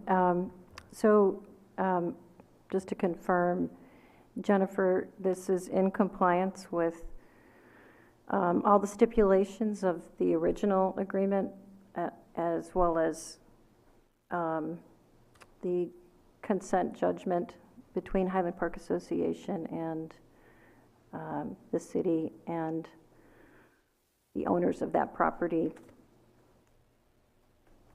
Yes, our understanding is that it does comply with the consent judgment. That's our interpretation. There is no rooftop deck being proposed that would violate that consent judgment. The conditions the Planning Commission is proposing for this amendment would be construction in one phase. The restaurant and event space seating capacity will not change due to a lack of additional proposed parking. So we talked about how they're spreading out their existing seating. And that's related to parking demand. The fire marshal and building official may calculate their safety occupancy for the building based on exit pathways and things like that, but that's separate from what we're allowing as a seating capacity for purposes of zoning and just overall use of the space and demand on the lot. Jennifer, quick question, how does that get enforced? Because I know how the fire marshals things get enforced, but is there actually any review by your office or a building inspector to see how that's enforced over time? If there's a complaint, we would take a look at what their seating arrangement is and compare it to what was there prior. But we don't routinely go around counting chairs. Okay. The dwelling will be redesigned to be a bridal suite, so they called it a conference room / bridal lounge. The parking in front of the cooler will be striped. The outdoor storage will be confined to the cooler / trash / storage structure, so no outdoor storage. The pedestrian boardwalk will be reinstalled in 2 places, maintaining the public access, which was one of the items in the original approval of this. Notos at the Bilmar that they needed to maintain pedestrian access, and they had issues with their boardwalk structure that they had purchased, so they're working on a new one where you'll have access along the south property line and also coming from the parking lot heading south. And then another note that the 980 square foot figure is internal floor area without the walls from their February 8th version. They've amended it to be this conference room bridal lounge. It's now 1,077 square feet gross area, but the footprint and on the plans is no larger than the Planning Commission saw. It's just how they calculate the internal space. Now that those walls have been taken down, they've looked at the full size. It's 1,077. Anything else? So this deck would be used for the folks that have access to the bridal lounge, correct? That's my understanding. And what time do do you have like a set I don't remember if we place conditions on the PD, that events have to be done by a certain time? No. Okay. What is your general, how does they generally work there? Do you have a internal policy that, your events end by midnight or by? No later than midnight. Really? Okay. So everybody has to be. Usually around 11, but. Okay. By the time everybody would be gone, it'd probably be more like 12. All right. So nobody would really be using that deck space, later into the evening. Obviously, nobody's staying there overnight. It shouldn't be. To Councilmember McLaughlin's point, I can appreciate that you have more maybe deliveries happening, but, things at times maybe, outside have gotten, there was some kind of, I don't know if it was like rugs or some kind of material that was kind of out there for a significant period of time, and some other large machinery that I think what folks are saying, and like you're saying, there's been major improvements to that look and feel. Folks just want to maintain a good look, as folks are traveling along there. As you know, there's a ton of people going by there, and we just want to make sure that we're representing the community well with that. So One quick thing too, in the last 2 summers, we've been reduced seating inside. So there's not much storage space inside. I mean, we use everything we have. So part of the garages were used as table and chair storage because we had, rather than just putting a piece of tape across them and saying nobody can sit there, we just took everything out to keep the dining atmosphere a little bit more pleasant. But so that now is all is back in the building. So we're going to have more storage space in there. That's good to know, actually. yeah, and I appreciate that you've really tried to focus on staying open year round too. So that's And we're not that late night place. Yeah. Like right downtown so much. When we're done with dinner, we're done. Everybody's ready to go. It gets pretty dark down there in that. Right. Okay. In the parking lot, we did have resealed and striped last year, so they did this spray, but the sand kind of covers that up a lot. But Challenge. And scours it off. we fixed the west edge because that was all crumbling off. So we had that done, and we did have the rest of the asphalt sealed and striped. So. All right, thank you, sir. Okay, ready? Ready. Would the clerk please call the roll? Councilmember Fritz? Yes. Councilmember Lowe? I have to recuse myself for a conflict of interest. My primary residence is in the Highland Park Association, and I'm also a VIP member of NOTOS. So I recuse myself. Okay, I think we have to vote on, is that right, Kelly? Yes. All right, so, it would require a motion and a second for recusal. Does anyone want to make that motion? I'll make the motion. I'll second. Okay, motion by Fritz, second by McLaughlin, procedurally, and I think I'll make a motion to accept her recluseness from the. you're making, That's you're making a motion to allow Councilmember Lowe to recuse herself from Yes. this vote. Okay, and Kevin has seconded it. All Just, right. yep. I So don't- to abstain from the vote? To abstain from the To- vote. I'm sorry. Well, To abstain yes. from the vote. Yep. Thank you, clerk. All right. I think we've all been previously informed of and I think she stated for the record, Councilmember Lowe has stated for the record her reservations about voting on this issue. So, does anyone have any further discussion? Would the clerk please call the roll? Councilmember Cummins? Yes. Councilmember McLaughlin? Yes. Councilmember Fritz? Yes. Mayor McNally? Yes. All right, all 4 of you voted to permit abstention. Okay, so now we need to return to the vote for Yep. the resolution regarding the change in the plan development for NODOS. Yep, and the remaining council members to vote. Councilmember Fritz had already voted in the affirmative. Yes.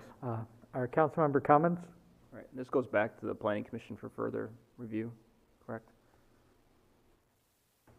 You will see this as a final resolution at the March 21st meeting, and then it will take effect, I believe, 20 or so days after that.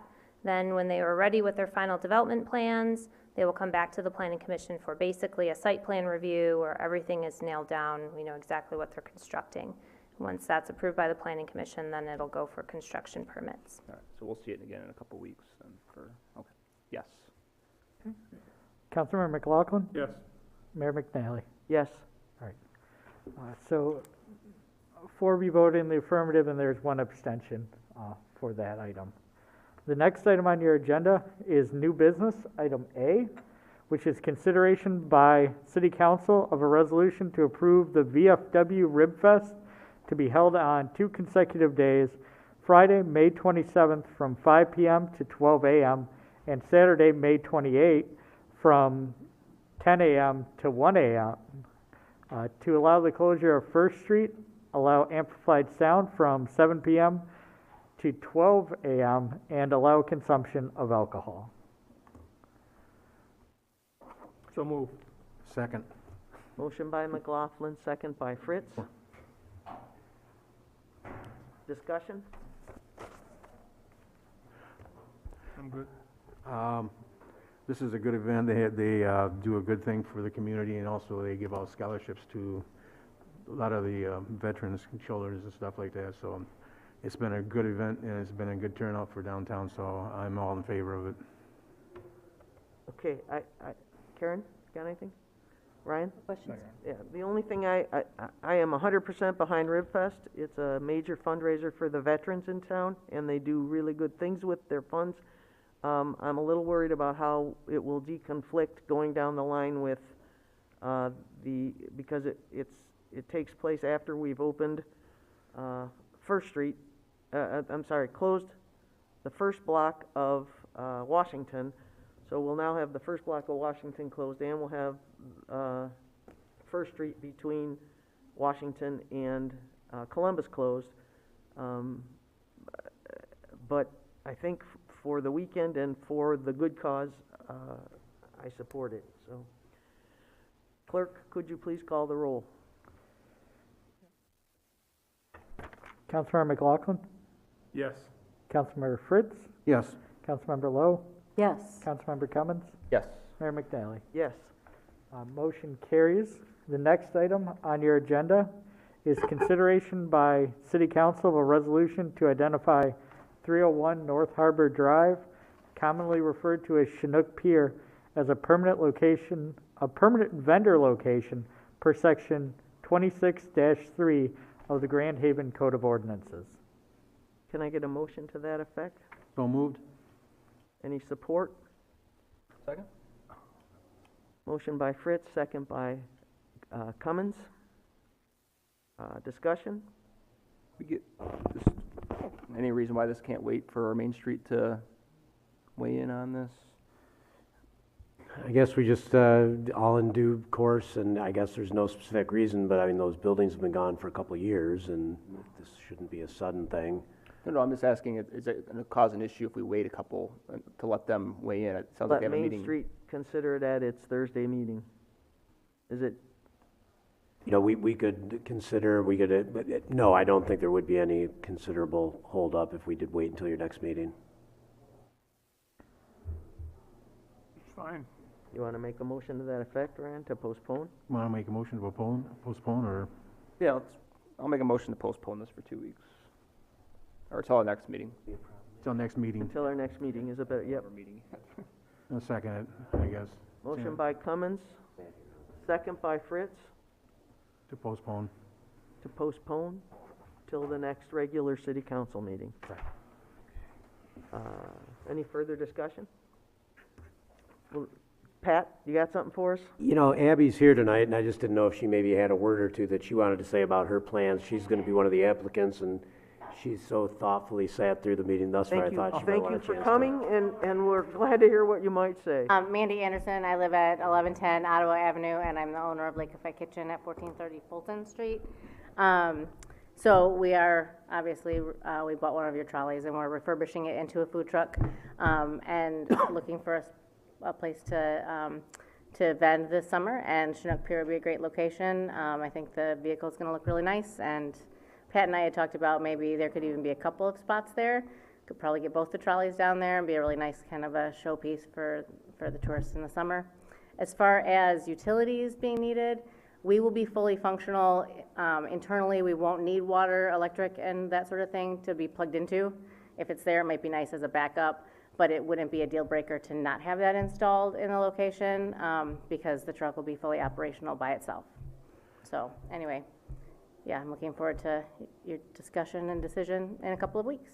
I like the idea of trolleys. Yeah. Yeah, Pat, just one thing on that, when you have an open thing, and nothing against you or anything like that, but it should have open bids on them, because there might be more than just 3, there might be 6 or 7 people that might want to, so, you know, we just can't play favoritism, we have to make sure that we get the bids out there for them, because I'm sure there's more than 2, and I know there's more than 3, and once we open up a permanent vendor location, we've had that discussion before, people wanted us to open it up, and we didn't decide not to, so we're gonna have to make sure we have bids out there for it. Well, sure, I would assume there'd be an application process like there is now for the Mulligan's Hollow and all of those things, Right. of course. I think that's right. Yes. Exactly. Just to let you know, but Right, yeah, of course. I'm all for it, though, to be honest with you. Okay. You know, just the way the permanent location vendors locations work is we've not necessarily taken bids on Mulligan's Hollow or the beach, you know, and some of the DDA feedback thus far from the committee was they're interested in a vendor that's going to be there reliably and routinely in certain hours, and I believe they even said they were hopeful we get local vendors in there, and so Mandy, and I'm sorry, Abby Anderson used to be our Liquor Control Commission person, so I got that mixed up. That sounds like a fun job. Yeah, well, you should probably get to know her, maybe. So the other trolley, which Chris Gerard bought at Surf Shop, he's also very interested in this location. So I think that would be kind of an added ambiance, having both of those trolleys, and maybe even make it a trolley stop for our operating trolley to stop at the trolleys with a trolley. One question, the Main Street DDA, just to refresh my memory, what geographical area do they cover? They cover that whole waterfront all the way up Washington to Centertown, and then an L shape out to by the Rendezvous. Okay, so they cover from where the Chinook Pier used to be, that whole area, Yeah. and then down Washington Street to Centertown. Okay. Then down 7th Street to the Rendezvous Okay. area down. It kind of looks like a congressional district. That's what I wondered, Main Street. Okay, all right, thank you. Gerrymandering here. No, I think it's good that we're considering this, and, you know, more things to activate that space, so I appreciate the thing. I just want to make sure that we hear from our other stakeholders. And then the other thing, just, you know, when they say self-contained truck,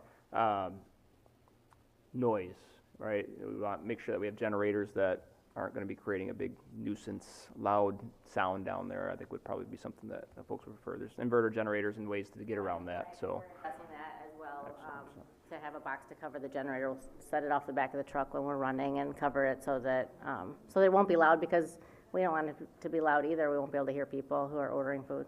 Okay. So, just something to think about. So. That's true. I think that's something good to think about, because we're looking at the cost of running the electricity from over by the splash pad. Derek's getting costs for trenching it underground and getting it set up. So if it is a noise issue, and if I mean, given the very affordable cost of energy in Grand Haven, they'd probably rather plug in than run their generator. Yeah. Okay, so we've got a motion to postpone, we've got a second, and we need a vote. Is that correct? Yes. Please, clerk, please call the roll. Councilmember Lowe? Yes. Councilmember Cummins? Yes. Councilmember McLaughlin? Yes. Councilmember Fritz? Yes. Mayor McNally? Yes. This is postponed to your next regular city council meeting. The next item on your agenda is consideration by city council of a resolution to approve a recommendation to city council to approve Varnum LLP as special legal counsel to the BLP to provide legal services pertaining to electric utility matters for the Board of Light and Power as determined necessary by the BLP to include labor and employment practices. Okay. Do I have a motion to that effect? And I know we've modified this to some extent, but I'm a little confused as to how. I believe the other item that Councilmember Cummins brought forward is actually item E now under new business. So this stands as written currently. Thank you very much. That's very helpful. All right, so I guess what I need to know is, this is a C or D or E? No, Your Honor, D is a separate matter. D is a separate matter. Oh, yeah, so it is. So it's C Right. or so, this. I got it. So All right. reason that, yeah, me personally, I had concerns about item C, and so I thought I might offer a separate resolution tonight, and that's. All right.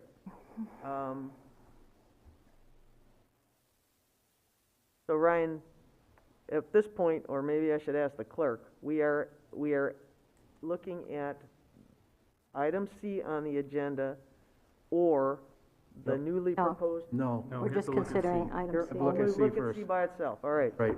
Yep. So I need a motion to consider C. Is that true? Correct. And Okay. Yep. Is there a motion to that effect? Or if no one does, you can just move on.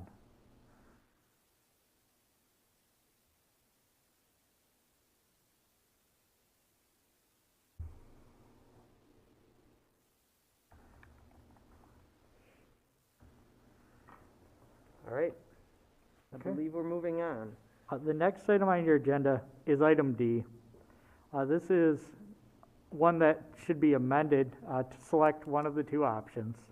So it's consideration by City Council of a resolution to appoint 2 members of the City Council, and then there's 2 blanks there, to the Master Plan Steering Committee, or consideration by City Council of a resolution to hold special meetings of the City Council at the Community Center, 421 Columbus Avenue, Grand Haven, Michigan, 49417, at 7 p.m. on the 3rd Tuesday of each month, March 2022 through October 22.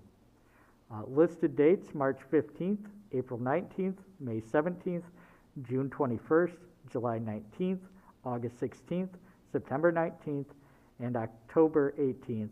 For the purpose of discussing the master plan, these meetings will be held as part of the Master Plan Steering Committee meetings. Okay, I need a motion to that effect. I'll make a motion for discussion. Okay. Well, we gotta know which one we're discussing. Which one? Well, I'm sorry. A or B? I think we could can we discuss them together? Pat, go ahead. Well, the discrepancy here is that it's been decided that your meetings are technically a special meeting, so either if more than 2 of you are gonna be there, it's gotta be scheduled as a special meeting, and technically all 5 of you need to show up. Or you could appoint 2 of you to be at that meeting, and then only those 2 are there, and it's not a quorum.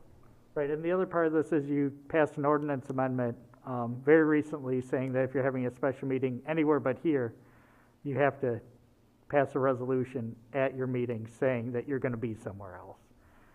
So that's why it's a little complicated. My recommendation for how to deal with this would be, if you want to take this up, get a motion, get a second, and then just amend this to strike through whichever one you don't want. Just completely drop that part out of it, and then discuss the other part. That means, but is it an either or do we have to do any? It looks like it's an either or. Why is it an either or? Jennifer's still here? No. Your ordinance requires you to, If we all show up. if you all show up. Or if But we 3 don't have, show up. but I'm saying that the master plan doesn't require us to be there. This would apply to any meeting, whether it's any board, any special board or commission meeting, not just the planning commission meeting, if more than 2 of us Yes. show up. The problem that you're solving isn't related to the master plan steering committee so much as it's related to more than 2 of us showing up at any commission meeting. Yeah, and not really, because if 3 of you happen to show up at a cemetery board meeting, you were just there listening, you're part of the audience, and that's happenstance. That will happen from time to time, and as long as you're not actively engaging in discussion, which eventually leads to a decision being made, and at the master plan, when you are all showing up, you are contributing and talking and acting as a council, so to speak. So that's a clear difference. That's why you're So- addressing it this way. Yeah, Okay. because you're being asked to show up and participate in a deliberative process about the master plan. Is that? Yeah. Okay. Okay, I think we need So- a so- motion to discuss. True? Go ahead, Mike. Yeah, I thought we already made the motion to discuss, didn't we? Did we make a Thought motion we yet? didn't. Councilmember McLaughlin, offered that motion. No one had seconded it. I'll yet. second it, just for discussion. Now we can talk about it. If we go with the option B, we don't have to actually, it's only in case we all show up, and it's posted that there could be a quorum there, because it's not going to be, all of us aren't going to make it there all the time. I can tell you that already, because it's summertime and we got vacations and stuff like that. We might not be able to make it on those days. But if we go with that, that means at least they can participate. Say the mayor shows up, or Ryan wants to show up, and I show up, there's 3 of us there, we can actually participate, or we have to be there at every meeting. Okay. You would, You see what I'm getting at? What I heard Pat say was, if we pick option B, everyone has to, it is a special city council meeting, and we are all obliged to attend. Right. Unless And if you're excused. not, you're just marked as absent, just like any meeting that you would miss here tonight on a regular Monday or any other special meeting. Well, I've got a basic problem. I don't think any council member should be there. Because I think it really should be the planning commission and that group to hash that through and then make the recommendation to us. I've had 2 people on that committee come up to me and say, "What are you guys doing there?" So, whatever the council wants is fine with me, but I won't show up any more meetings. I'm just gonna let anybody know right now. I have to agree with you. The whole planning part of that, because it's come back to us for our final decision anyways, and we can amend it where we want to here. That's our say when it comes to us. But us to be interjection into what's going to happen in our town, I'd rather see more citizens in there, more people coming in and making it than us making a decision. We can do that after they refine it and bring it to us. I don't know how the rest of you feel, but I just don't think we should I have to agree with you, Kevin. Yeah, I just don't think we should influence the decision of the planning commission. Because us sitting there as being council members and that what we say weighs a lot of weight on the people sitting there, and instead of having them open up and being free of what they want to say and how they might want to do, they might think second guess, because if I say something, they're going, "Oh, geez, this is not going to pass if he doesn't do this," But I think you're right, Kevin. Myself personally, I don't need to show up for them. I started when it was changed before. I did one before, just like this last time, and I decided not to return to the rest of them at the last time they had a change. I did not show up. That's just me personally, though. I'm not going to speak for city council. Right? I think I see maybe the concerns with all 5 of us being there and how that may come across as maybe not intimidating, but may make folks question their ability to maybe speak freely or think that they might be, their perspective might be judged in a certain way. But we do have a number of other committees that we form on a regular basis. We did it for short-term rentals, we did it for the Beyond the Pier, and we do typically have a council member or 2 that may participate in that process. I don't think it's unreasonable to have, 1 or 2 members there, but maybe not the full council. Karen? I would agree with Councilmember Fritz and Councilmember McLaughlin. I think that's our opportunity for our citizen committee to come up with also. Enough said. Let's go. Just as a point of clarification, you can all just decide not to go to this or have. Right, we got that part, I Okay, think. just making sure. I think Sorry. we're a little bit ahead of you in that regard.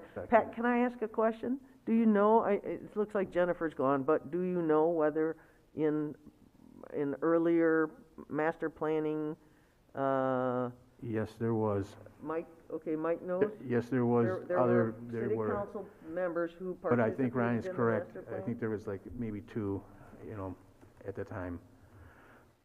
So, I'd like to make a motion that we consideration by county council a resolution to appoint 2 members to city council only, not the whole board, because it's very overbearing on them. If 2 members want to do that, I'm not going. I'm not going. So, but anyways, I'd like to make that motion. I'll second it. There you go. We need somebody to fill in those blanks with 2 names. Well, that's why I'm leaving it up to the rest of them to Process figure out of who they want to. elimination, we've been- Kevin and I have already said no. So it's up to the next 3. I'm willing to do it, but I will tell you, since CapCon is March 15th and 16th, they can't make that meeting.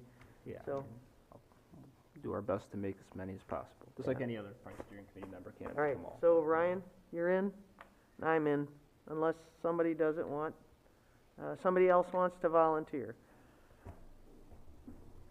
No. Okay, Very good.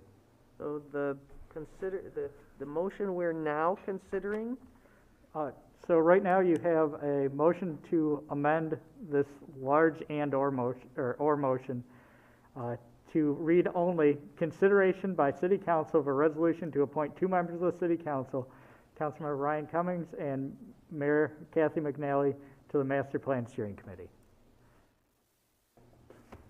any further discussion? Clerk, please call the roll. Councilmember Cummings? Yes. Councilmember McLaughlin? Yes. Councilmember Fritz? Yes. Councilmember Lowe? Yes. And Mayor McNally? Yes? And then to adopt that motion as amended, there just need to be one more vote. Okay.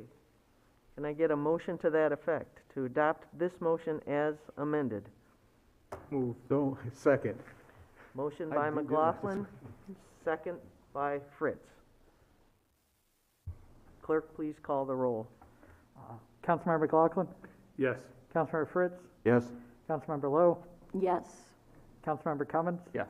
Mayor McNally? Yes.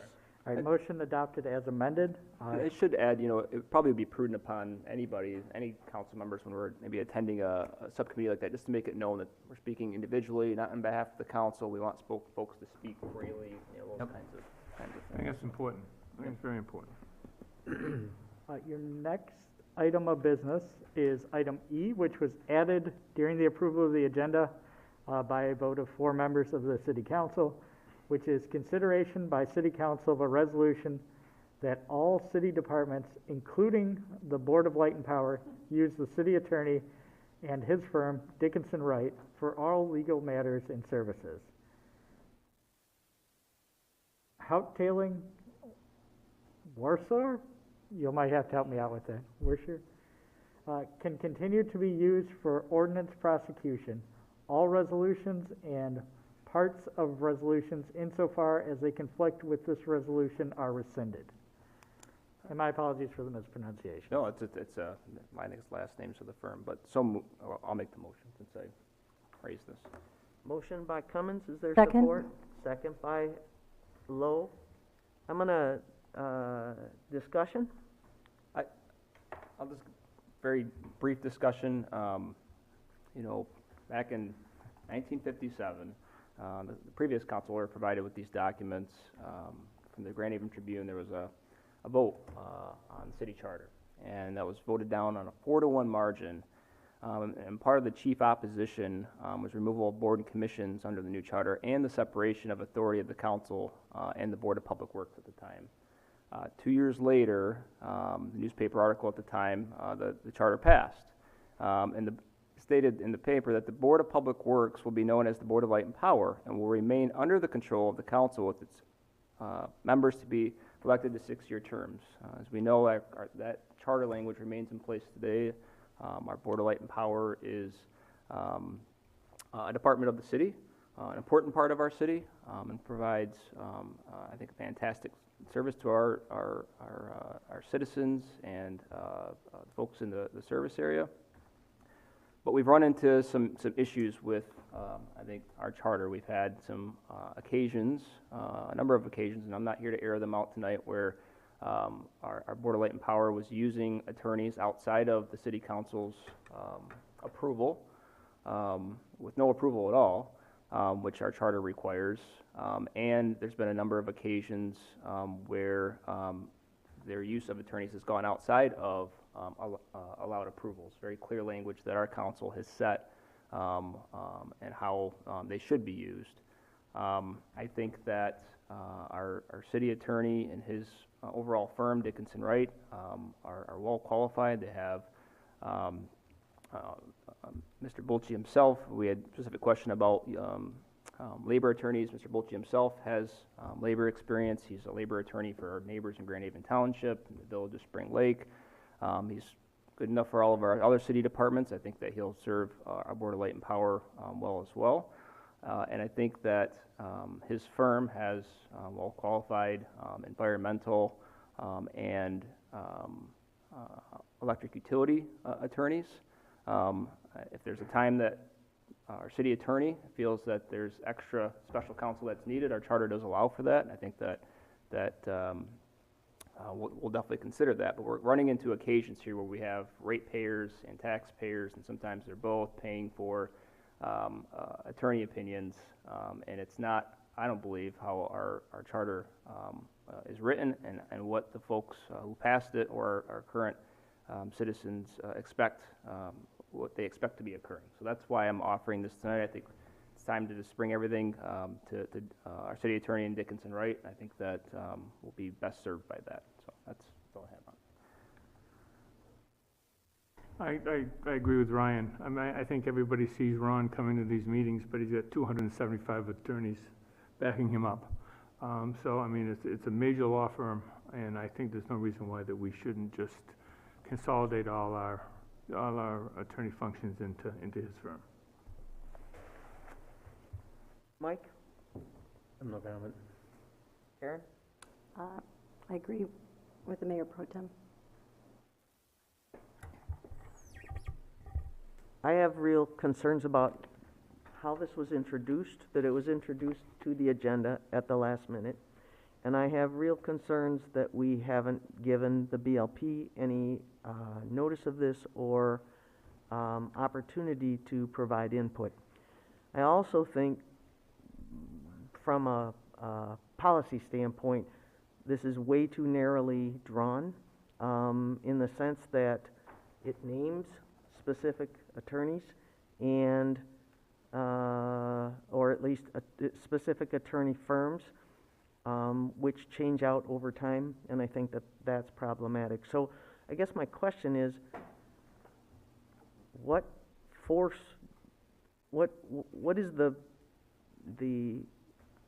is what you see, is this will become direction from us to BLP? Is that all you see it doing, or are you suggesting that we somehow change the charter or change ordinances? What is the effect that you think that this resolution will have? I think our charter is already clear. There's no request to change the charter. The charter is clear that the city council sets who what our lawyers are and legal services are. What's brought my concern today, and why I felt that this needed, one, we already had something that we were considering on our agenda related to legal services, and the language in that proposed motion was extremely broad. Essentially would have allowed our Board of Light and Power to use Varnum for any electric utility matter. Well, anything related to the BLP is related to an electric utility matter, and as it was determined by their BLP board. Well, that's essentially deferring all matters related to one specific city department to another firm, and I don't think that that's what was intended by the charter, and what really brought, I mean, literally this afternoon, me to say, whoa, you know what, I think we need to address these concerns tonight, is that we received a very lengthy 19-page legal memo from an attorney that the city council in just last year approved to represent the city in environmental matters. But yet, and again, I don't want to air out all this, but it's been said a number of times that that attorney was, well, the BLP's environmental attorney. Well, that's not what council approved, but yet that's how it was being used. And then we had a 19-page legal memo providing a number of opinions on a matter that, quite frankly, our city attorney has already opined on. And so I felt that this will provide, I think, a lot of clarity that we really should be consolidating things through our city attorney and his firm. And if there's a need for anything outside of that, which our charter allows for us to approve other attorneys outside of that, if we choose, then we can still do that. Nothing's taking any of that away. Okay. Anything further by anyone? Clerk, please call the roll. Councilmember Fritz? Yes. Councilmember Lowe? Yes. Councilmember Cummins? Yes. Councilmember McLaughlin? Yes. Mayor McNally? No. Your motion carries with 4 members voting in the affirmative and 1 member voting against. And that brings you to unfinished business, and the first item of unfinished business is consideration by City Council of a resolution to approve a City Council response letter, City Council response to a letter dated January 10, 2022, from Phil Reichart, Grand Haven Energy Organization, regarding a request of City Council to undertake an independent study to evaluate the Grand Haven Board of Light and Power's long-range energy plan.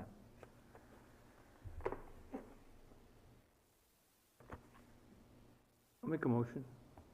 Motion by McLaughlin, for support, Second? second by Lowe. Discussion? Your Honor, just that I was tasked at our last meeting with taking a crack at writing a response, so I welcome any feedback, criticism, changes, but I reread Mr. Reichart's letter a couple different times, and this is what I came up with based on what I believe I indicated I would state in a letter form at our last meeting.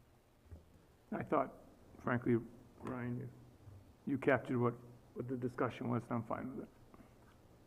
Anybody else? Yeah, I thought it was spot on. I thought it was very well written and reflected what was discussed. Mike? It's okay with me. And is it your intent to sign this letter under your signature? Well, that's another question I had. I didn't know if I should come from me, if it's coming from. It should I'm come open to from- discussion on that. So. Or it should come from all of us. I- Can we all sign it? What do you think? We should all sign it. I think it would be more appropriate. Okay.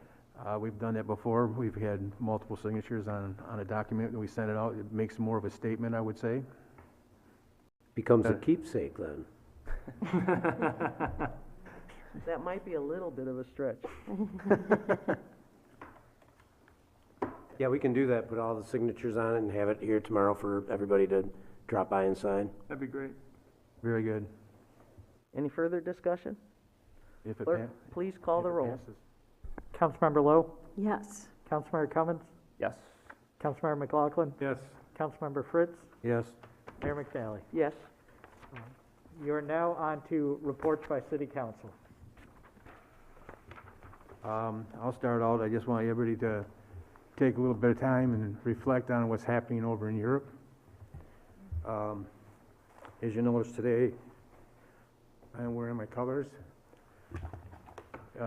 My in-laws are from Ukraine and Slovak. We have relatives, and it's very, very difficult for our family right now. So please think about them and do whatever is possible and just got to make it stop. These people don't deserve what's happening to them. That's all I got to say. Thank It's you. just too emotional. I feel for you, Councilman. It's very difficult for everybody, I think. Completely flipping subjects. Ryan, Councilman Cummings has talked about this a little bit about the fees, and I just want to let everybody know that is something that I think we all have to take very seriously as we move forward. You know, we have deficit budgets. We have, you know, we are subsidizing the community center and the marina, and let's go down through the list. And I think it's really important that we as a council and frankly as a city get our arms around this, because you know, Harbor Island is still sitting out there and we have no idea what that cost is going to be, and we have a $32 million pension, and we want to make sure that we turn over every single rock before we have to come to you, because someday we will come to you. I'm not saying we won't, because I just don't know how we're going to get out of this, but we want to make sure that we turn over every rock before that happens. Thank you. Karen? I have no report this time. Ryan?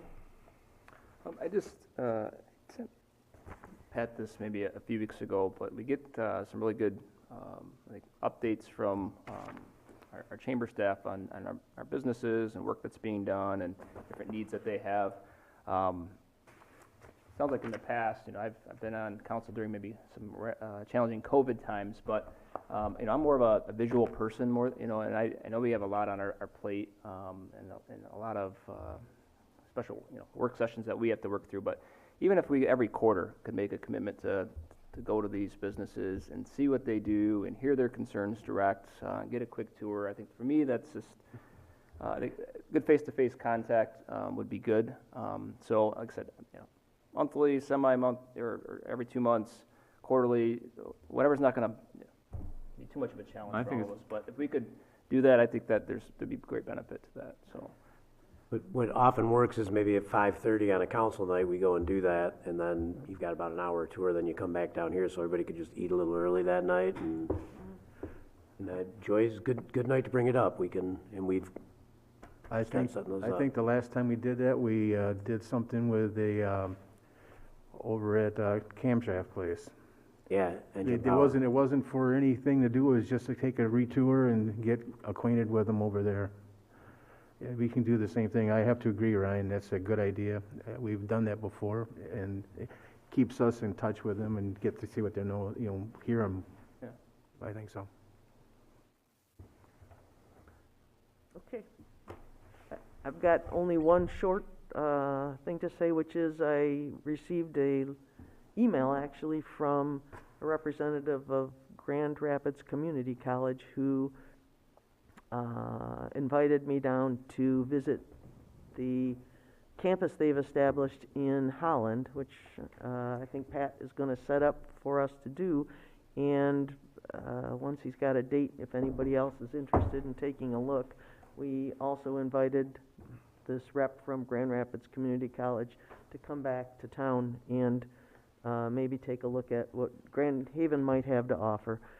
She said there's a number of Grand Haven students currently taking classes in Holland, so we thought we'd go take a look and then invite them to come see what alternatives that we might be able to help them set up in Grand Haven, which would be, I think, a really nice opportunity for local young people and older people to get some educational access. Be wonderful. That's all I've got, Pat. Good. That's a good one. I have nothing, Your Honor. Oh, I do have something. The Buccaneers won tonight. Oh, nice. Were you listening to that while you were... No, I got a text from Eric Kalin saying that he's putting us on the air, and good news, the Buccaneers won. So. All right, that's good to know. Go Bucks. I think, unless there's anything else, we are adjourned. Early one. Do we have to have another call to the meeting? You forgot one thing. There I was. I don't think that's on the end of my... We're Yes. doing second call call to to the the audience. audience. We're so close. Hang on. Let me read it, Mike.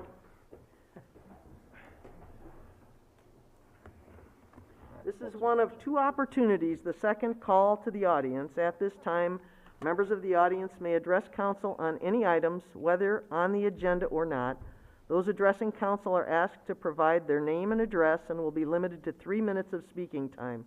Council will hear all comments for future consideration, but will not have a response at this time. Those not physically present who would like to call in may dial 616-935-3285. If it continues ringing, please remain on the line until your turn. We'll take all callers. Go ahead, please, Mr. Westbrook. Mike Westbrook, 423 Lafayette. I'm also on the Board of Light and Power. I'm the vice chair right now. Just like to voice my dissatisfaction with what happened tonight. Dave and I came in to share our opinions, and this wasn't the hill we were willing to die on. We just had a few comments about why staff felt they needed their own legal representation, and we didn't get to make that voice heard. The agenda item got moved at the last minute even before we got here. And the BLP and City Council are supposed to be working together. We just had a joint session the other day and trying to rebuild relationships, be collaborative. I understand you feel that this attorney letter today was an abuse of power or a misuse of representation. I feel like it was anything but that. That's my personal opinion. It's just a little disappointing. You know, I thought we were building bridges, thought we were, you know, this felt kind of like a power move on your end. You're in charge. I accept what happened here tonight. I'm just a little disappointed about it. That's all. Thank you. Thank you, Mike.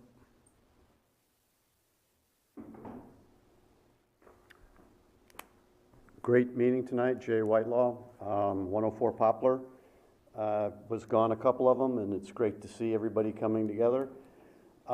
Just to give you feedback as a citizen, this BLP relationship, back and forth, what's going on, transparency, no transparency with BLP, I'm totally confused. I have perceptions, and I think there might be other citizens that the BLP is hiding a lot. I did go to the meeting where I did listen to them talk about lawyers, and the lawyers that they have on staff did not impress me. They didn't have, when we talk about holistically, and the question was, what does holistic mean on the cleanup? Again, I'm just a citizen trying to understand and know that we are going to potentially be paying a lot of money in new taxes. You will be coming to us. But the BLP doesn't seem to think that what I got back, perception-wise, it was a big deal. I walked out of that meeting listening to the BLP give a wonderful presentation saying, we got this covered. We did everything right.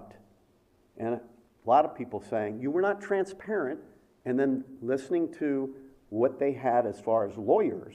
Once again, they were lawyers in their industry. I'm so happy that you all decided to get an outside consultant. That's a great step. And as far as I'm concerned, just being a citizen listening, I'm so glad that you're thinking about one group. If you believe in your lawyer, in their firm, absolutely. We don't need to have lawyers and spending all this extra taxpayers. Because when you look at the BLP, once again, it's taxpayers' money and rates. And as a taxpayer, I think I'm paying a lot of their decisions that right now didn't pan out. And I don't want to get back into that.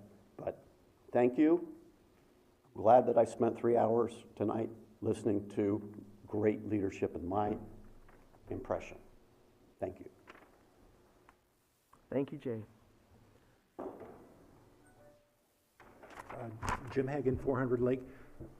I want to just quickly mention something. I heard tonight permanent vendor locations, and then we're talking about permanent vendors. I know from looking at Ottawa County tax records, the taxes that the downtown area pays are very, very high. So I really encourage you to talk to all of the food, you know, the restaurants and so forth who are in that business, because their rents reflect those very high taxes.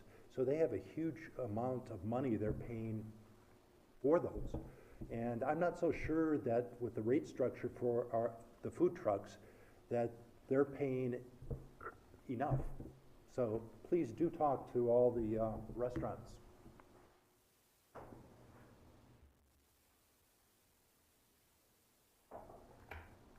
We do have a call.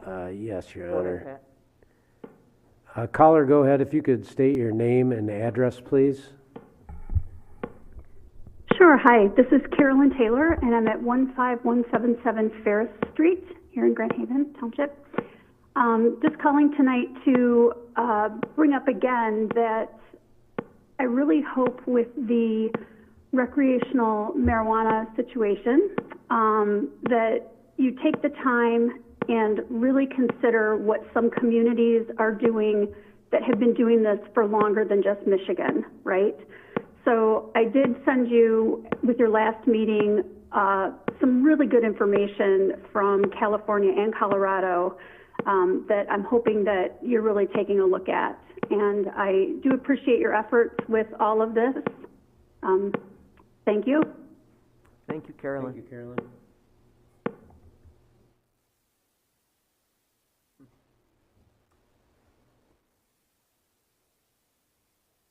I've been sitting quietly. Joy Gash from the Chamber. Ryan, thank you for your comment about connecting with businesses in the community. I think it's really important. We have a lot of businesses that are still struggling. We're going through our annual dues renewal right at this point, and I'm amazed at how many businesses in our community are not back to work yet. They're still working remotely. One of the things that we do really well is networking. Networking, you need to be present. A lot of the companies are really not even giving their employees permission to participate in networking events for work. So I was a little surprised to hear as many that we're hearing back about that. So I think connecting with our businesses and having you tour, particularly our manufacturing community, which is so important to us. And I know they all enjoy you coming. So I appreciate that. The comment that I want to make tonight, and I appreciate the conversation about fees and how you are kind of considering what may happen in the future. One of the things that was kind of a hiccup for us as we looked at the presentation that Shar made was in regards to the $50 per day fee for private vendors setting up on city property during events. If that were to go into effect this year, and if that were to relate to the art festival, which has 100 booths downtown, and if those vendors came to town and we said, now you have to pay $50, we're going to lose them. It's my understanding that a number of years ago, probably right about 20 years ago, I think it was about when I came here, not long thereafter, Muskegon did try to charge for booths, and they lost a lot of events, and it took them a while to rebuild that. So I would encourage you to kind of think about that. I think a lot of good ideas come out that, wow, this could really work for us, but what's the impact? I happened to be in the Kirby last week celebrating a friend's birthday, and Tim and I were talking about the art festival and what it really means to the downtown. That's his biggest weekend. It's also Queen's Cup, and it's also soccer in the sand. So there's a lot of things that are going on, but the art festival really brings people downtown to spend money and to go in stores. But it isn't only us. It would be art on the waterfront. It would be any number of events that go on that are really important for our community. So I just encourage you to think about what the true impact of some of those fees will be. So thank you all, and it's been a great evening because it's only 9:45, so congratulations. Thank you, Joy. Anybody else? We're adjourned.